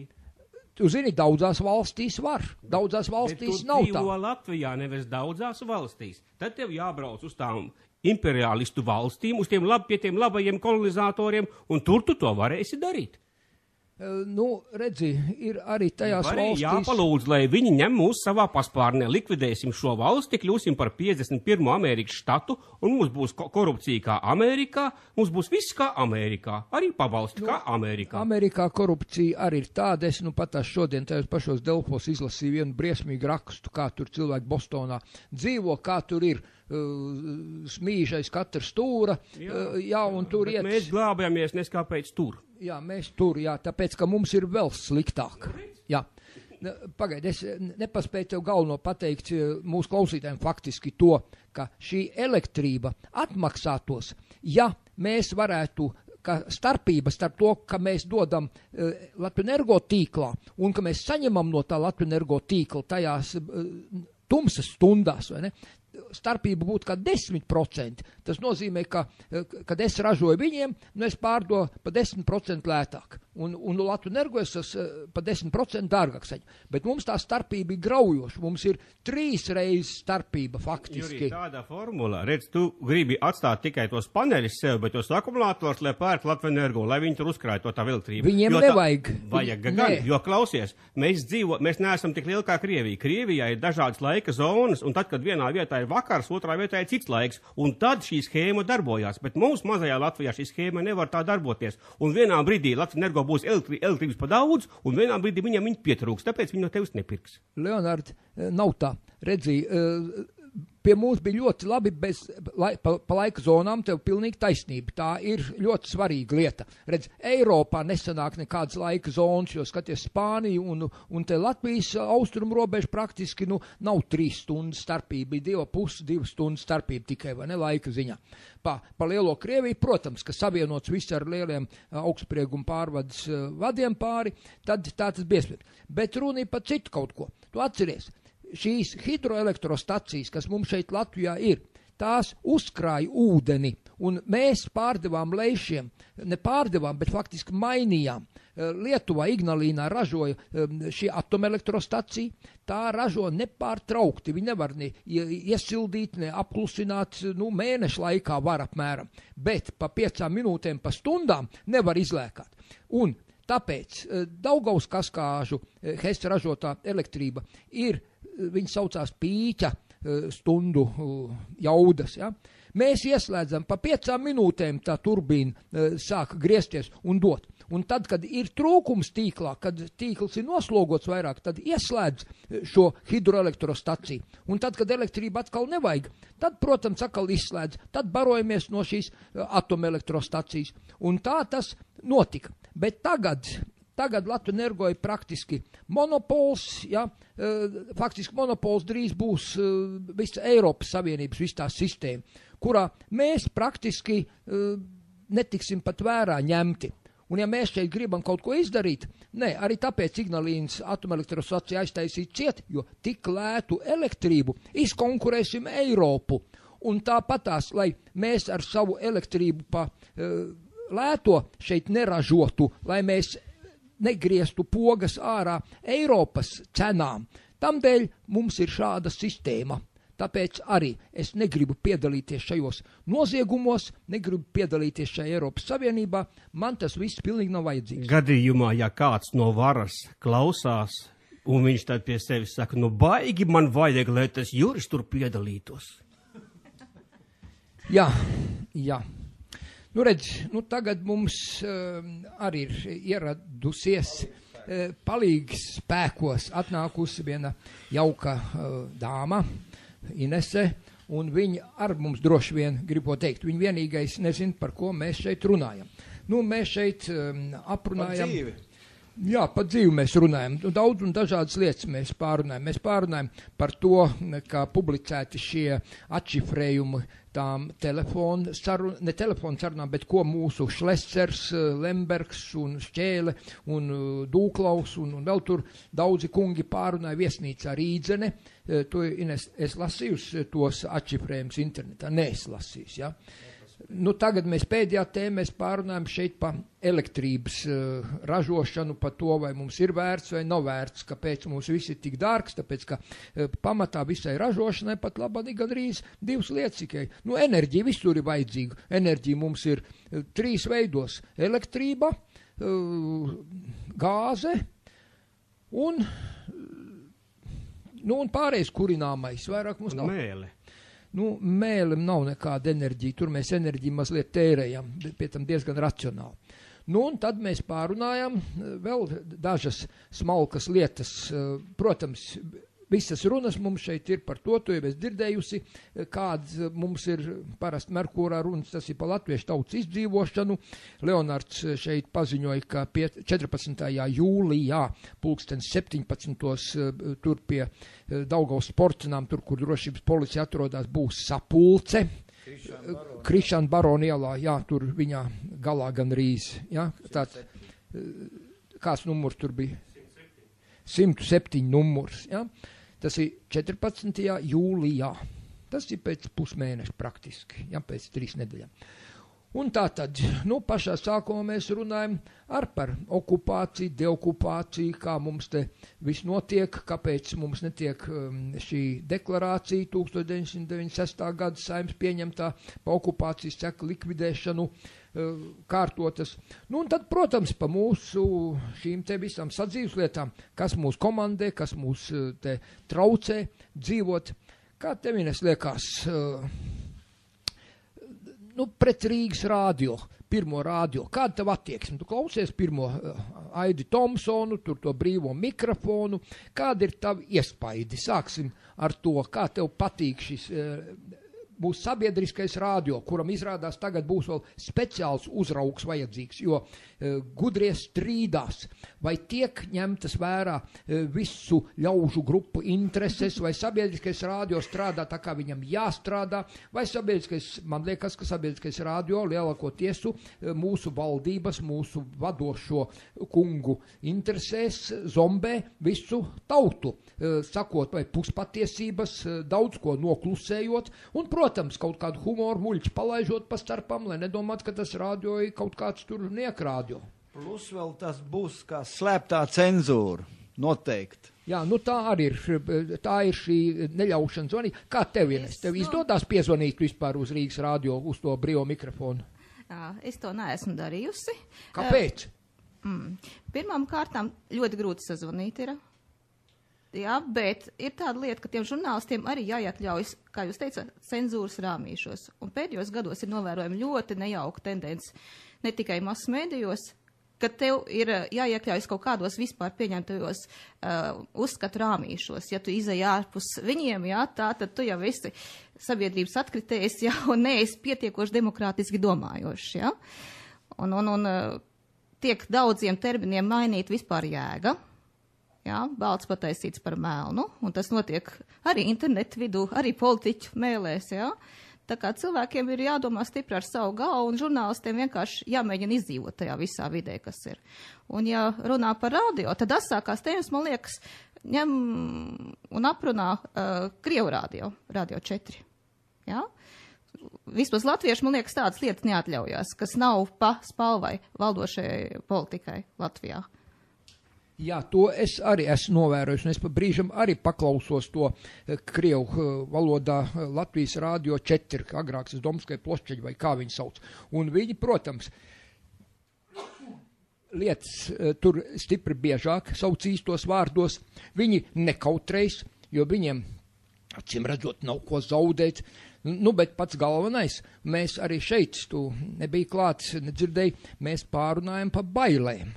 Mēs nospriedam, ka latvieši, tie, kas nebija bailīgi, tie ir izšauti vai aizbēguši vai citādi represēti, jeb dabūjuši pa degunu, un visi ir tik bailīgi, ka neviens pat nevar iepīkstēties. Viņi pat nevar aiziet uz referendumu par pensijām, jo bailēs par to, ka varbūt sagraus pensijas sistēmu, varbūt tad arī iznāks tā, ka nākošais gadu nevarēs maksāt, un ko tad darīsim, ka nedabūs visu? Nē, labāk droši paliek nedroši, mēs ir labi tā kā ir, tikai nekustina, jo, ka sūdu kustina, tas sūds smird, ir tāda lieta, vai ne? Tas ir pilnīgi normāls rezultāts daudzu gadu selekcijai, jā.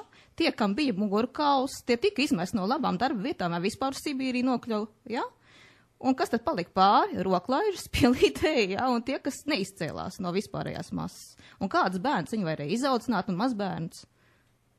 Nu, acīm redzot tādus pašus, tādā pašā garā, kuriem ir tādas pašas manieres, tāda pati ideoloģija, tāda pati izpratne, tāda pati apjēga par pasauli apkārt, kas ir, un labāk, ja muti palaidīs, tad arī, protams, tikt uz Sibīriju, jeb cietumā, jeb vēl nezinu kur. Jā, ja Eiropa mūs nesapratīs pēkšņi. Nu, tas ir tas maigākais teiciens, jā. Nu, redz, pa ko Leonardam bija 9 tiesas. Tu taču zini, kā tev liekas, par ko Leonardam bija 9 tiesas? Tāpēc, ka viņš domāja ar savu galvu un nekautrējās pateikt, ko viņš domā. Savu viedokli izpaust pie mums nav gluži pieklājīgi, ja viņš atšķirās no vispār pieņemtā. Nu, es domāju, ka savu galvu viņš varēja domāt, ko viņš grib par domāšanu vēl pat laban, ja nenoskaidro, ko viņš domā mūsu valdošie ar visām drošības un kurām policijām, tad jau nekas sevišķi nenotiek, vai ne? Viņš var domāt, ka viņš uz Marsa dzīvo un vēl ko, bet tas jau neko nemaina.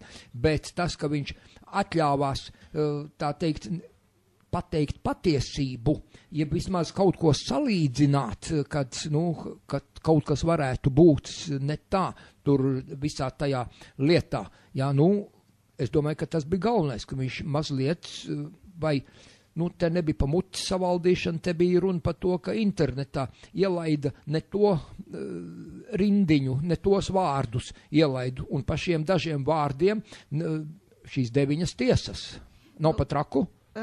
Es domāju tā, ka pie mums vispār pasaulē ļoti īpatnēja demokrātijas forma un teoretiskā vārda brīvība. Jā?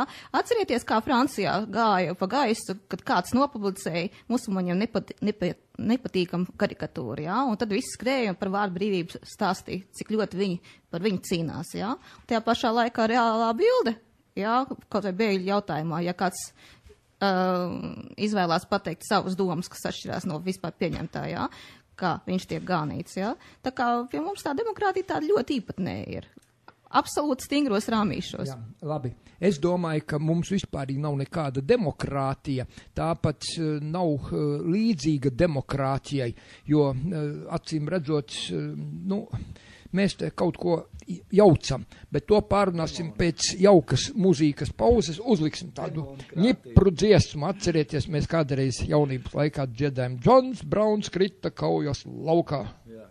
Jā, šitie bija puiši no šīs kolonijas tur Indonēzijā, no vienas no salām, ja, neatceros vai no Borneo vai no Sumatras, kur viņi dzimuši, un tad, kad viņi aizbrauca uz Nīderlandu, uz Holandi, tad viņi pēkšņi sāka dziedāt, protams, viņu skaistākā dziesma un populārākā bija Ramona, ko viņi uzdziedāja, tad vēl daudz dziesmas, kuras tur pat Amerikā sēdēja augstās, ja ne pirmā vietā viņu hitparādēs.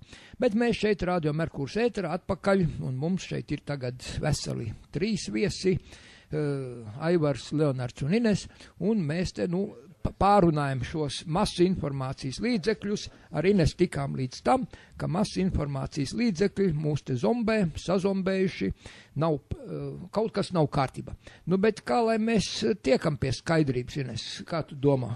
Demokrātija ir tāda smalka lieta, ar kuru var manipulēt ar lielām tautas masām. Pēc vajadzības, jā? Jā, bet, protams, ja ir cilvēki, kas māk, jā.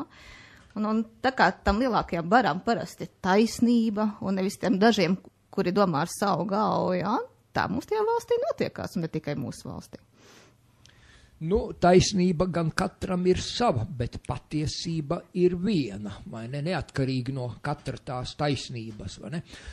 Mums izskatās tā, ka tas vairākums, ja saka, ka ir tā, tad mēs domājam, ka tā ir tā patiesība, bet patiesība ir reti, kad šis te lielākais daudzums cilvēku trāpa tai naglai uz galvas, kā teikt. Ja? Parasti cilvēkiem trūks zināšanu par faktiem, un tāpēc viņiem jāpieņem ir tā patiesība, ko viņiem pasniedz. Tā ir, jo, redz, šeit arī te var papildināt, ka viedoklis ir tam cilvēkam, kuram nav zināšanu, tam, kam ir zināšanas, tas operē ar faktiem, tas kaut kādus konkrētus skaitļus, datus min, vai ne viņš notikumus precīzi, kas ir fiksēti vai dokumentos, vai vairāk cilvēki to ir izdarījuši, bet reāli mēs jau katrs patiešām lielākā daļa cilvēku ir viedoklis, kuri bez zināšanām kaut kur padzirdēs, kur sagrābstīs, un tik būs, jā, bet izrādās, ka beigās nepavisam nav tā, un tad ir rūktā vilšanās, tad ir dabūjis pa degunu, tad ir zaudējumi, tad viņš ir cietējis, tad viņš raud, tad visi pārējie vainīgi, tikai ne viņš nekur nav vainīgs, bet redzi, tur iznāca tā, iznāca šitā, bet nebija tā. Tātad, un parasti par šo lietu rūpēs ar šiem masu informācijas līdzekļi, jo tu atceries, vakar televizorā rādīja, vakar televizorā teica, rādio teica, avīzē bija rakstīts, un lielākā daļa, es teiktu 90, 95, 9% pat, tic uz vārda tam. Pēdējās patiesības instants. Jā. Vecajos Krievu laikos cilvēki zināja, ka masu mēdīji nesaka taisnību, jā, ka dzīves realitāte atšķirās no tā, kas tiek publicēts presē vai rādīts televīzijā, jā. Tagad cilvēki uzskata, ka masu mēdījos saka pilnīgi baltu patiesību, tieši tāpat kā politiķi to dara. Redzi, man galvā ir visu laiku atkal tāds ģeķīgs domas, es neatceros, vai tas bija zem Skorpiona zīmes, jeb kurā līdzīgā grāmatā tur pa žīdi jautājumiem, ja? Tur bija vairākās grāmatas, es esmu pat rakstījis tā, ka, tas ir lasījis tā, ka paklausieties, ko viens žīds saka, bet nedariet tā, kā viņš jums ir ieteicis, bet dariet pilnīgi pretējo, un tad būs viss pareizi. Ar mūsu masu informācijas līdzekļiem ir tieši tāpat, var sakot, mēs varam paklausīties, ko mūsu masu informācijas līdzekļi saka, un skaidrs ir, patiesība ir praktiski pilnīgi pretējais, pa 180 grādiem. Jo acīm redzot, tie mūsu masu informācijas līdzekļi speciāli, mūsu zombē speciāli cenšas pieradināt pie šīs idejas, domas, pie šī nepareizā virziena, ja, lai viņi savas sautīgās intereses varētu apmierināt. Nu, tu pats saproti, ja Godmans atceries, mēs uztaisījām pensionāru partiju, mēs gribējām arī to referendumu uztaisot, mēs varam dabūt 50 līdz 100 klāt mēnesī katrs klāt pie savas pensijas. Ne? Tu redzi, tik speciāli izplatīta informācija, lai kaut kā mūs diskreditētu, lai cilvēki saprastu, Godmans plāties, ko tie pensionāri, viņi iedos jums 200 latus, mēs tiksim pie varas, mēs iedosim 250 latus. Mēs teicām patiesību. Bet cilvēki šai patiesībai nenoticēja. Nu, ko tie vecie muļķi, ko tie penči tur vispārīgi jēdz, ko viņi tur saka, taču, ko tie penči iedos. Godmanis teica, viņš iedos 250 latu, un ja vajadzēs, mēs taču esam pat laiku veiksmes stāsts, paskaties, notiek. Mums tāda attīstība, mums nekas nav neiespējams. Tu redz, es gan gribu teikt, ja mūsu pensionāriņi būtu aizgājuši uz to referendumu par pensijām, tad reāli, ja arī mūsu valdībai nebūtu bijis naudu, ko maksāt, tad viņam vajadzētu aizņemties vai vēl nezinu kur, bet referendumam ir lielāks spēks nekā mūsu saimai, nekā visiem likumdevējiem. Ja tauta pateica būs tā, tad būs tā, bet to cilvēci neapjēdz tik vien. Viņiem liekas, ko tad tas referendums dos, vai tad būs, nebūs jau tāpat, un neaizgāja, ka neaizgāja, tie bersēja rokas un priecējās. Viņi iztērēja kādu 1,5–2 miljonus par šī referenduma rīkošanu, bet ietaupīja katru gadu vismaz tur 300 miljonus, ko vajadzētu pensionāriem izmaksāt pensijās. Pasties, kas pa biznesu, vai viņi nerīkojās pareizi? Kamēr mūsu cilvēki būs pasīvi, neanalizēs faktus, un nedarīs tā, kā to savulaik darīja grieķi, gāja un teica, ka viņi tā dzīvot vairs nevar, un Eiropa viņus sadzirdēja, tikmēr mēs dzīvosim tā, kā mēs dzīvojam. Bija aizbraukuši cilvēki uz mūsu Eiropas augšu pie lieliem kungiem parunāt par to, kā dzīvo daudzbērnu ģimenes. kādos briesmīgos apstākļos, ja, kādos naudas trūkumos. Vienkārši šie te ierēņi par viņiem ņirgājās un teica, ka tas nevar būt, tāpēc, ka, ja tā būtu, mūsējies sen cilvēki nebūtu cietuši, būtu gājuši ielās un būtu trakāk nekā Grieķijā. Ja?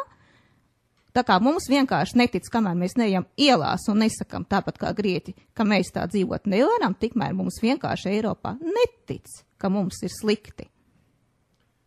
Nu, kā tā var būt? Kāpēc? Nu jā, viņam nevar pat iedomāties, ka tik slikti var būt. Bet mēs lecam no vienas kājas uz otru kāju un kliedzam, ka zaķim karst, priecājamies, ka labi ir, ka nekrīt bumbas uz galvas, viss ir kārtībā, ko tad tu gribēji. Mēs kliedzam savās virtuvēs. Jā, un neejam ne ielās un nebraucam uz Eiropu. Un tā, kad daži aizbrauc turieni, mūsu ierēģi ir pastāstājuši tāds pasaciņas, ka mēs šeit dzīvojam labāk nekā Vācijā, varbūt, vai Zviedrijā, jā.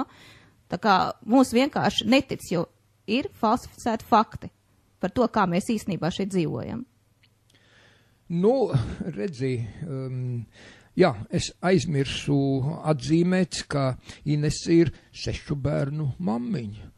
Kā tu to dabūji gatavu, kā tu vari izdzīvot šajos laikos, pastāst mūsu klausītājiem, kā tas atbilst Eiropas standartiem.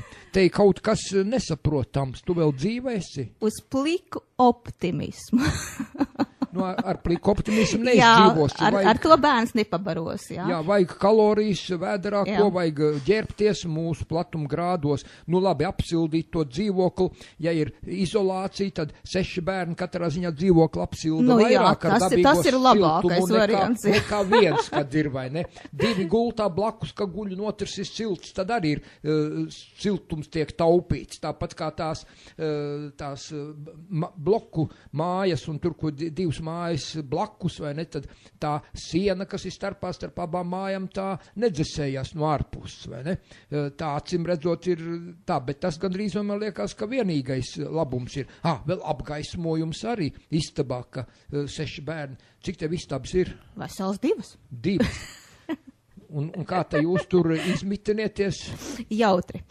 Nu izstāst mūsu klausītāji.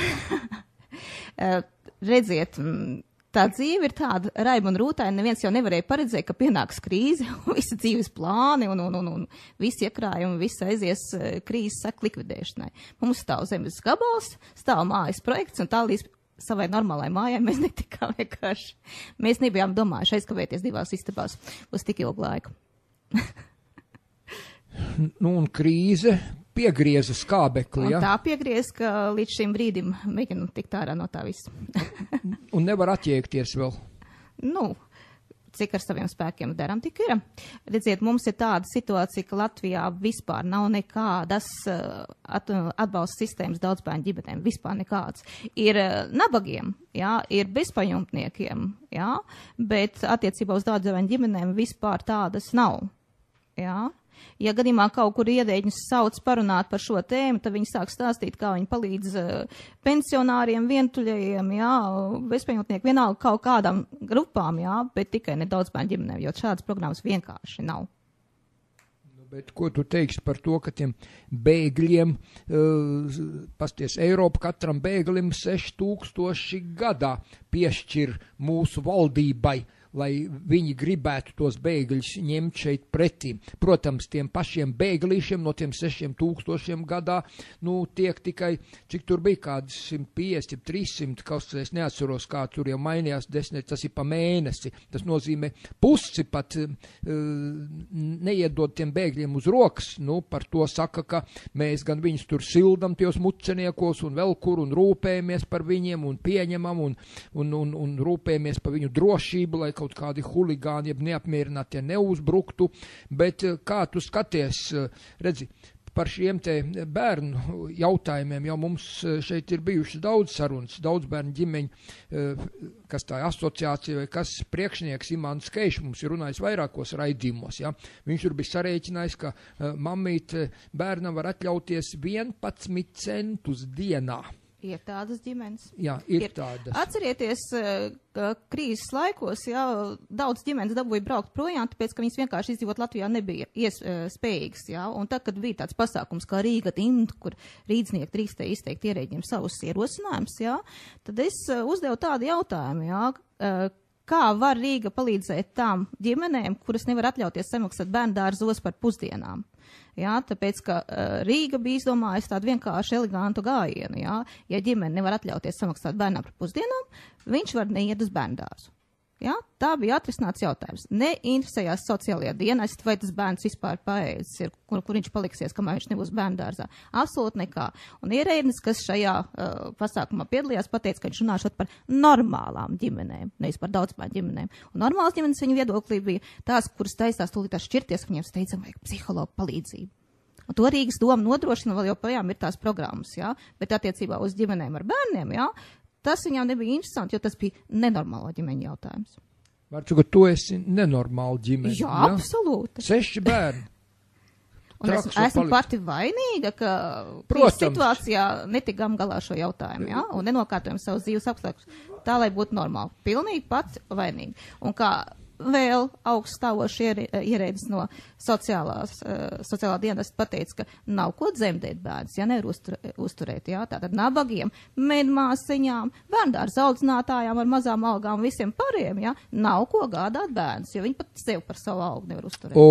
Tad ļoti pareizi tā, kā viņi tur sauc Sabērova māksliniec atcerēs, aizbrauca uz Ķīnu vai uz Taivanu, kur viņi bija aizbraukusi, jo Latvijā tādu operāciju neveic. Nosiet olvadus, lai bērnu nebūtu. Viņai bērni riebi un viņai bērns nevajag. Redziet, Kā tu uz to skaties? Nu, tas, ko teica šī ierēdne, jā, par sterilizāciju, jā, un tādām lietām, es domāju, ka tur vēl bišķīt atpakaļ jāpatina un būs jau Hitlera laika, jā. Bet mūsu valdība un ierēģi absolūti nerēķina, kas būs ar Latvijas demogrāfiju pēc 20 gadiem un pēc 50 gadiem. Viņiem patreiz tas neinteresē, jo tas ir ekonomiski neinteresanti dotajā momentā. Es baidos.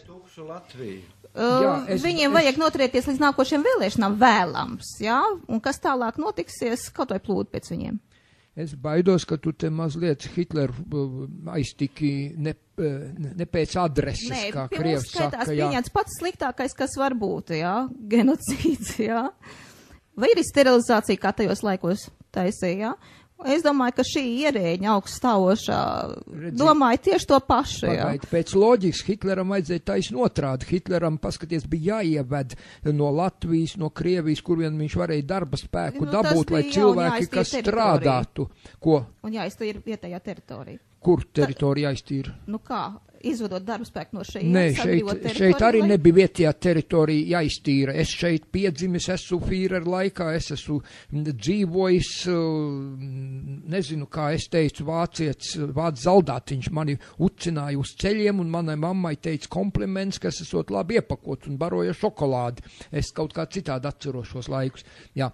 Nu, un labi, tagad nepārnāsim to, ka katrā ziņā šodien mums, es domāju, ka ir briesmīgāk nekā bija tur pie to Hitler, jo, kā stāstīja šeit Johans Danos un vēl daudz cilvēku, kas jau pieauguši bijuši tajā laikā un teica, ka Rīgā visi, kas šeit bija Rīgas pilsoņi iedzīvotāji, tiem visi bija uz kartiņām, katrs saņēma savu pārtikas devu uz kartiņu un mierīgi dzīvoja. Nebija ne bats, ne ciešanas, nekas, viss bija kārtībā, eleganti bija sakārtots. Tagad es jūtu, ka ir pilnīgi pretējais. Tagad mums šeit tiek deklarēta šī cilvēku iznīcināšanas politika, šī noziedzīgā politika, kura rūpējas, lai šeit iztīrītu šo teritoriju, ko sauc par Latviju vēl. Ja? Drīz nesauks, drīz šeit būs vienkārši tāda geografiska vieta. Un tas man uztrauc visvairāk, ka valsts politika ir pilnīgi pretēja tam, kā vajadzētu būt. Cilvēki ir valsts bagātība, bet kad cīnās un deklarē to, ka šeit tu esi noziedzinies gandrīz vai tāpēc, ka tev ir 6 bērni, tu rūpējies par valsts nākotni. Kā Imants Keišs teica, tie visi būs šai valstī nodokļu maksātāji, šie būs darba rokas, šie būs Latvijas pilsoņi, tie, kas valsti veido, bet notiek pilnīgi pretējs process. Tas ir kauns. Būt daudzbērnu ģimenei Latvijā, tas ir kauns. Varbūt skaļi to nesaka, jā, bet klusajās sarunās saucamajās kuluāros, tas ir kauns Latvijā. Redzi, šeit atkal tiek profanētas dažas lietas un samaisītas kopā. Tu atceries, padomju laikos bija diezgan daudz tās daudzbērnu ģimenes, bet vai tu zini, kāpēc bija tās daudz tie bērni? Nē, esmu dzīvojis daudzbērnu ģimenē, nemācīšu pateikt. Nemāk pateikt. Tu redzi, tāpēc, ka lielākoties tie vecāki bija dzērāji, un tie dzērumā taisītie, tu saproti, gultā tiek tur 2 vīrietis un sievieti, nu kā gadījās, tā gadījās, un tā kā tās dzeršanas bija ļoti bieži, un tās reizes sanāca ļoti bieži, tad tas sanāca pilnīgi neapzināti. Ar kādiem mērķiem, jeb lozungiem tu tiki pie 6 bērniņiem? Lai man ir ko mīlēt. Nu, redz, galīgi atšķirīgas uzskati par vērtībām, galīgi atšķirīgi mērķi, galīgi atsevišķi pretēji virzieni tam. Vai ne? Tiem tas bija tā kļūdas dēļ, jo nebija nauda pat ko prezervatīvus nopirkt, tā teikt, vai ne? Un tā gadījās, ka tur tie daudzie bērni sanāca. Bet tev redz pavisam citi ideja un pavisam citi mērķi. Man visi bērni nodarbojas ar sportu, pelna medaļas. Man bērni nodarbojas ar mūziku. Piedalās koncertos, konkursos, vinnē gan Rīgas mērogā, gan Republikas mērogā. Nu, bet tādā acīm redzot, tas nav tik vienkārši. Tev ir jāieliek milzīgs darbs, lai viņi līdz tam līmenim tiktu, jo paši bez sabiedrības, bez tavas palīdzības, bez taviem vadošiem norādījumiem, viņi līdz tam netikt, es saprotu, ne tā? Redziet, darbs būt par vecākiem netiek novērtēts absolūti nemaz. Piemēram, ja pat sociālā dienestā, ja mamma ir piedzimis bērniņš, jā, tad iesaka bērnu atstāt jebkādam svešam cilvēkam, kaut kādai tantiņai pagalmā, jā, un iet strādāt. Un bija pat ģimene, kur piedzimta vīnīši, jā, mamma ieteica ik pēc dažām stundām nākt mājās viņas pabarot ar krūti, jā, un doties atpakaļ strādāt, tāpēc viņai bija jāatrod blakus mājām darbs. Vārdsakot, tu gribi teikt, ka mūsu saimas, valdības un visas šīs vadošās kliķes, tā teikt, politika ir pilnīgi pretēji tai, kādai vajadzētu būt normālai politikai, normālā virzienā. Viņi pat nav uzrakstījuši dokumentus, kas kaut kādā veidā atbalstītu. Varbūt frāzēs ir kaut kāds atbalsts, jā, bet rīcība ir pilnīgi pretēja. Jā. Bet mums taču ir demogrāfijas komisija, mans parādnieks tur vada to komisiju un protams, cenšas un dara, es Imantam nevar neko pārmest, bet viņa visas vēlmes un viss tiek burtiski noraidītas, jo tas acīm redzot arī neatbilst tai globalizācijas politikai. Jo, kā tu zini, Ukrainā pat laban, kur taisu jauno Izrēlu, šo Ukrainas iedzīvotājus, kuru paši laban ir 40 miljoni, viņi grib samazināt līdz 8, vēl labāk līdz 5 miljoniem, vai ne? Un acīm redzot, pie mums ir tāda pati noziedzīga politika tiek realizēta pat laban, ne tā? Cik es saprotu, no tā, kas notiekās ar mūsu politiķiem, ir milzīga pretdarbības saimā un ierēģņu vidū, jā, ja kaut kādi jautājumi tiek risināti par labu ģimenēm. Nu labi, tā kā mums ir ļoti nedaudz laika palicis vēl, es gribētu arī no Aivara un no Leonarda dzirdēt. Mēs arī pārunājam šeit tagad mums ļoti, ļoti svarīgu tēmu, ja, par mūsu jauno paudzi, par mūsu bērniem, par mūsu nākotni. Kā jūs domājat, kā tad ir vīri? Kā tu, Aivar, domā, kas ir pat laban šajā aspektā? Nu, nav lielāka vērtība kā tauta. Un tauta veidojas no ģimenēm. Ģimene, kā saka, valsts pamats ir ģimene, un ģimene bez bērniem nav ģimene vispār. Tā tas var būt. Ir tikai laulāts pāris. Ģimene sākas no bērniem, un jo vairāk bērni, mēs zinām no vēstures, jo labāk valstī. Pēcnācējiem ir jābūt. Ja nav pēcnācēji, valsts, kā saka, iet bojā. Tur nav divu domu. Tas nav jāizgudro no jauna. Tas ir pamats. Nu, es žēl, ka mums ir tik maz laika. Es vēl Inesē gribēju izmantot iespēju un paprasīt, kā viņi skatās uz šiem jauninājumiem, kādi tiek mums pat labante ieviesti, kad par mammu, jeb māti, jeb tēti, jeb tēvu, nedrīkstēs saukt, būs vecāks numur 1, vecāks numur 2, un pie tam 2 vīrieši vai 2 lesbietes, tā teikt, būs ģimene, un pieņems kaut kādus tur vai izmestos bērnus, vai atstātus, kā tagad glābējs silīties, vai vēl ko. Kā tu skaties uz šiem jautājumiem, vai tas tev pilnīgo vaiprāt neatgādina? No, mums notiekās absolūts smadziņu skalošana un vērtību degradācija pilnīgi globālos mērogos, jā. Un tas ir tās valstis, kas ir ar višķīt nopietnākiem uzskatiem, jā, kad vai tajā pašā Polijā, jā, kas nepakļaujās, jā, vai tie pašiem musulmaņiem, kuriem ir gadu tūkstošiem izstrādātas vērtības, viņiem iestāstīt tādas muļķības nevar, jā, toties eiropieši ar masmēdiju palīdzību tiek skaisti apstrādāt, un viņi viegli padodās šiem idejām, jā. Un ja visi tā saka, un tas ir moderni, kāpēc lai ne? Nu jā, tas ir šausmīgi. Mēs jau, Aivaram ir 2 bērni, man ir 2 bērni, Leonaram 2 bērni, mēs visi 3 Leonaram. Tad mēs tevi Ines 3 pārspējam mazlietiņ, bet tu vien pat esi pie 6 tikusi. Kā tu to dabūji gatavu pasaki? Tu esi māte varoni, kad drīz vai? Tu gribu zināt, ko tev parādi? Man bija vienkārši lielisks vīrs, un vīra atbalsts ir ļoti būtisks, lai vispār atļautos sagādāt bērnus, jā, un pēc tam tā viņus audzinātu. Jā. Un ja paskatās uz visus atbalsta sistēmu, kas Latvijā ir, viņa viss ir vērsta, lai atbalstītu vientuļos pensionārus. Jā? Ja viņš savu mūžu laikā ir dricelējies riņķi un nevienu bērnu nav uzskatījis par vajadzīgu izaudzināt, tāpēc, ka tas ir grūti un ērti, jā? Viņam tiek sniegts sociālais atbalsts par dzīvokli, par ēšanu, absolūti par jebko. Bet tiem, kas gādā bērnus un audzina nodokļu maksātājus, tiem tas ir kauns gādāt bērnus. Ines, es gan mazliet gribu tev iebilst par tiem pensionāriem. Ja pensionāri saņemtu to pensiju, ko viņi ir nopelnījuši savas dzīves laikā, tad jau arī nevajadzētu nevienam nekādu atbalstu, ne pabalstu, jo, kā es teicu, man pensijā nesamaksā pat procentus no manas, tās naudas, kas ir no manis paņemta, vai ne? Tā, tas ir cits jautājums. Bet atbalsta sistēma ir tieši tiem, kas ir vientuļie, kas nav gribējuši ieguldīt darbu bērnos. Paskatieties mūsu likumdošanu, jā? Redzi, es tagad tiku pie tevis klāt, tagad es tev skaktā spiedīšu.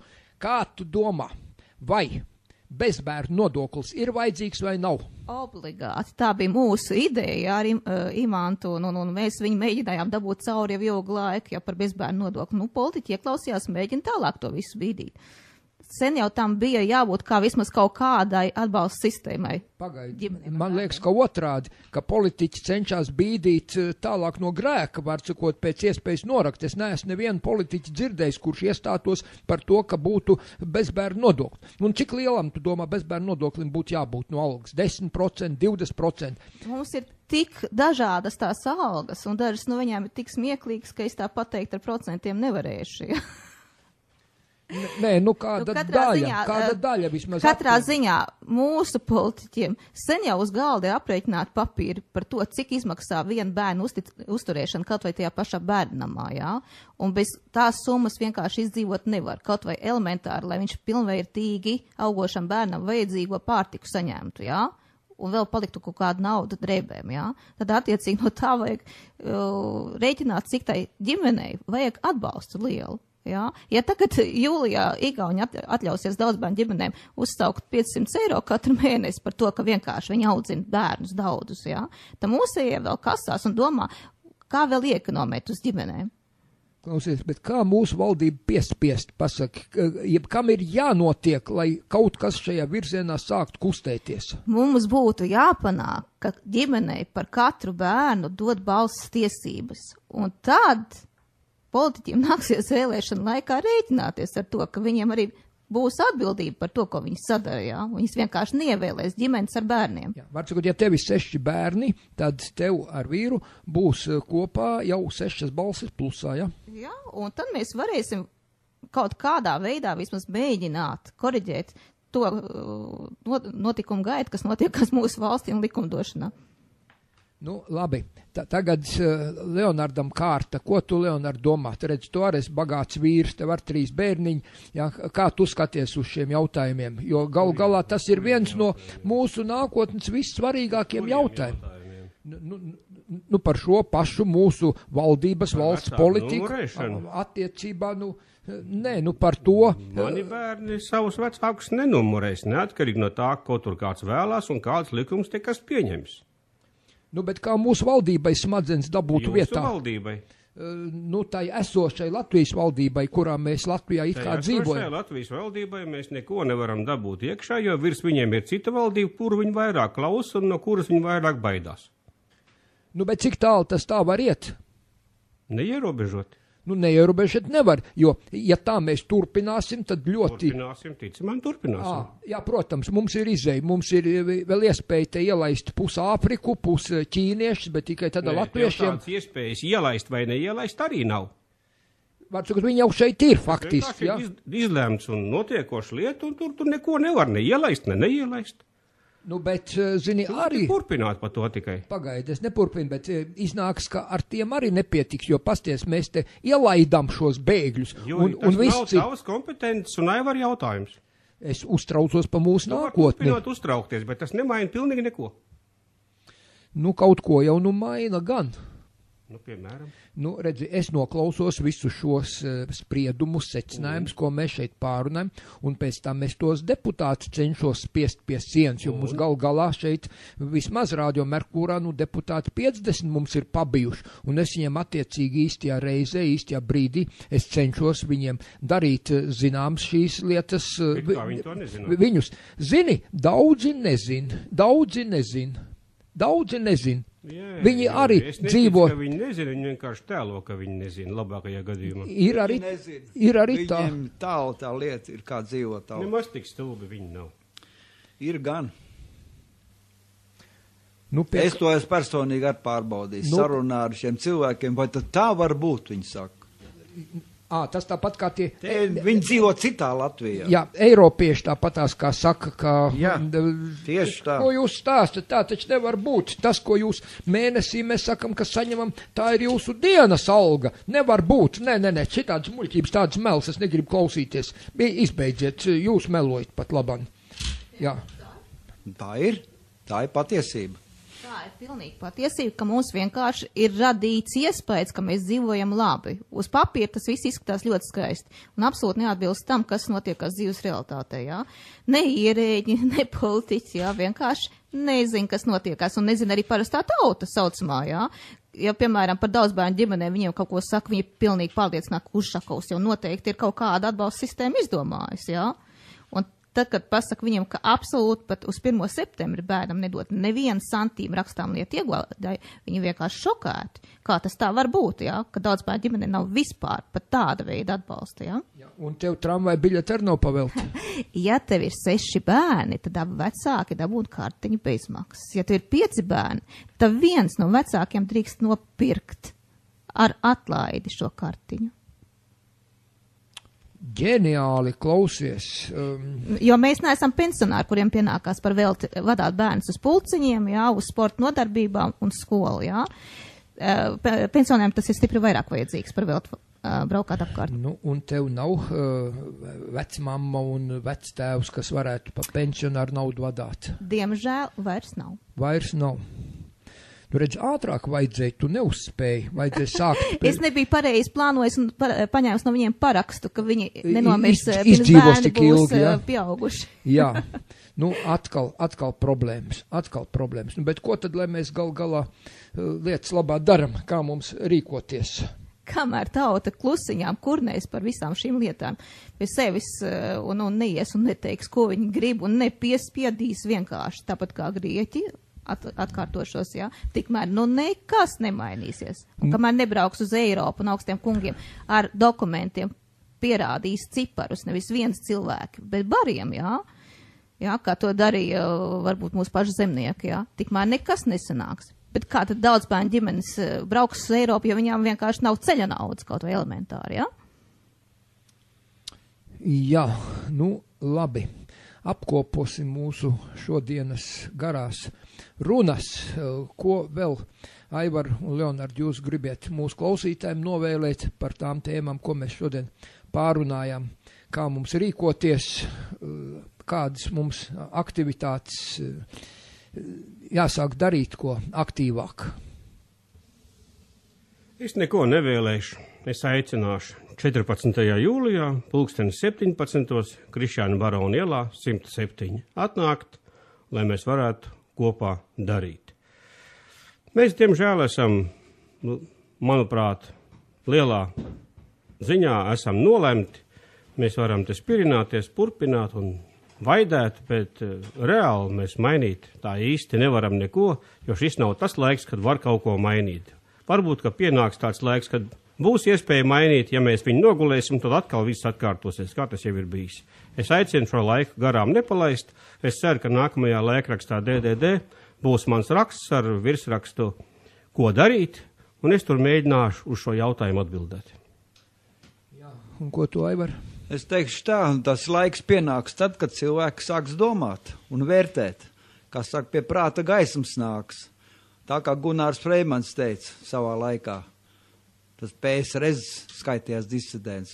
Viņš teica, kamēr vairums latvieši nesapratīs, ka šī nav mūsu valsts, ka mēs savu valsts esam zaudējuši, tikmēr nekas nevar notikt. Ar lūkšanām, prasībām pie šīs varas mēs pilnīgi neko nevaram panākt. Pilnīgi neko. Tas 27 gadu laikā tas ir pierādījies jau. Jo beigās vēl ir jāatcerās, ka mūsu zinātnieki un pētnieki ir noskaidrojuši, ka cilvēce tik tālu deģenerējusies, ka viņiem prāts beidzās, jeb atmiņa saglabājas apmēram tikai 3 gadu garumā. Tāpēc arī mums Saeima vērē pa 4 gadiem. Lai pēc 4 gadiem neatcerētos, ko viņi pirms 4 gadiem mums solīja. Brīvvalsts laikā mums bija 3 gadu termiņš. Bet tagad ir noskaidrojuši, ka 3 gadu termiņš ir pa maz, jo tad vēl atcerās, ko viņi solījuši. 4 gadi ir tas optimālais laiks, kad cilvēki neatcerās, ko viņi pirms 4 gadiem solījuši. Un klausās atkal šīs milzu cīņas televīzijā, kur pie teikšanas ir tikai varneši un nevis tie, kas ir opozīcijā. Nu, tā tad ar lūkšanām nekas. Tā kā jāsaka, ir varas maiņa tikai tad var notikt, ja cilvēkam ir prātiņš. Jā. Es gan nevaru gribu teikt, ka tu pa daudz labi domā, ka 3 gadi cilvēkiem atmiņa. Cilvēkiem, kā atceries, to es arī vairāk kārt teicu mūsu raidījumos šeit, ka poļu psihologi izpētījuši, ka 50% cilvēku pazaudē teikuma jēgu, ja teikums satur vairāk pa 7 vārdiem. Tātad, ja 8 vārdi teikumā, viņš jau, kad tiek izrunāti šie 7 vārdi iepriekš sekojuši, viņš pirmo vārdu vairs neatcerās un teikuma jēga ir pazaudēta. Un tā tālāk. Tā kā tu pa daudz labi pateici, ka 3 gadu garumā pēc Zatlera vēlēšanām atceries, spriežot tur 2 mēneši tikai. Tas ir notikumi, atcerēties kaut kādas notikumus, bet šeit jau ir par teikumiem, jā, tas ir par teikumiem, bet par notikumiem, par solījumiem. Jā, nu tas ko ir darīt? 3 gadu garumā. Pēc tam vairs neatcerās jau vairs. Labi. Nu, teikšu paldies maniem šodienas jaukajiem viesiem. Ceru, ka man viņi neatteiks pēc kāda brīža, pēc kāda laika, nākotnē, pēc mēneša, varbūt 2 nedēļām. Atkal kādu raidījumu uztaisīsim, un tad parunāsimies tālāk par šīm svarīgajām lietām. Tā kā paldies Inesei, Leonardam un Aivaram, un uz atdzirdēšanos mūsu turpmākajos raidījumos. Raidījuma atkārtojums būs svētdien, 10:30 līdz 12:00 un sestdienas svētdienas naktī. Paldies un uz atdzirdēšanos!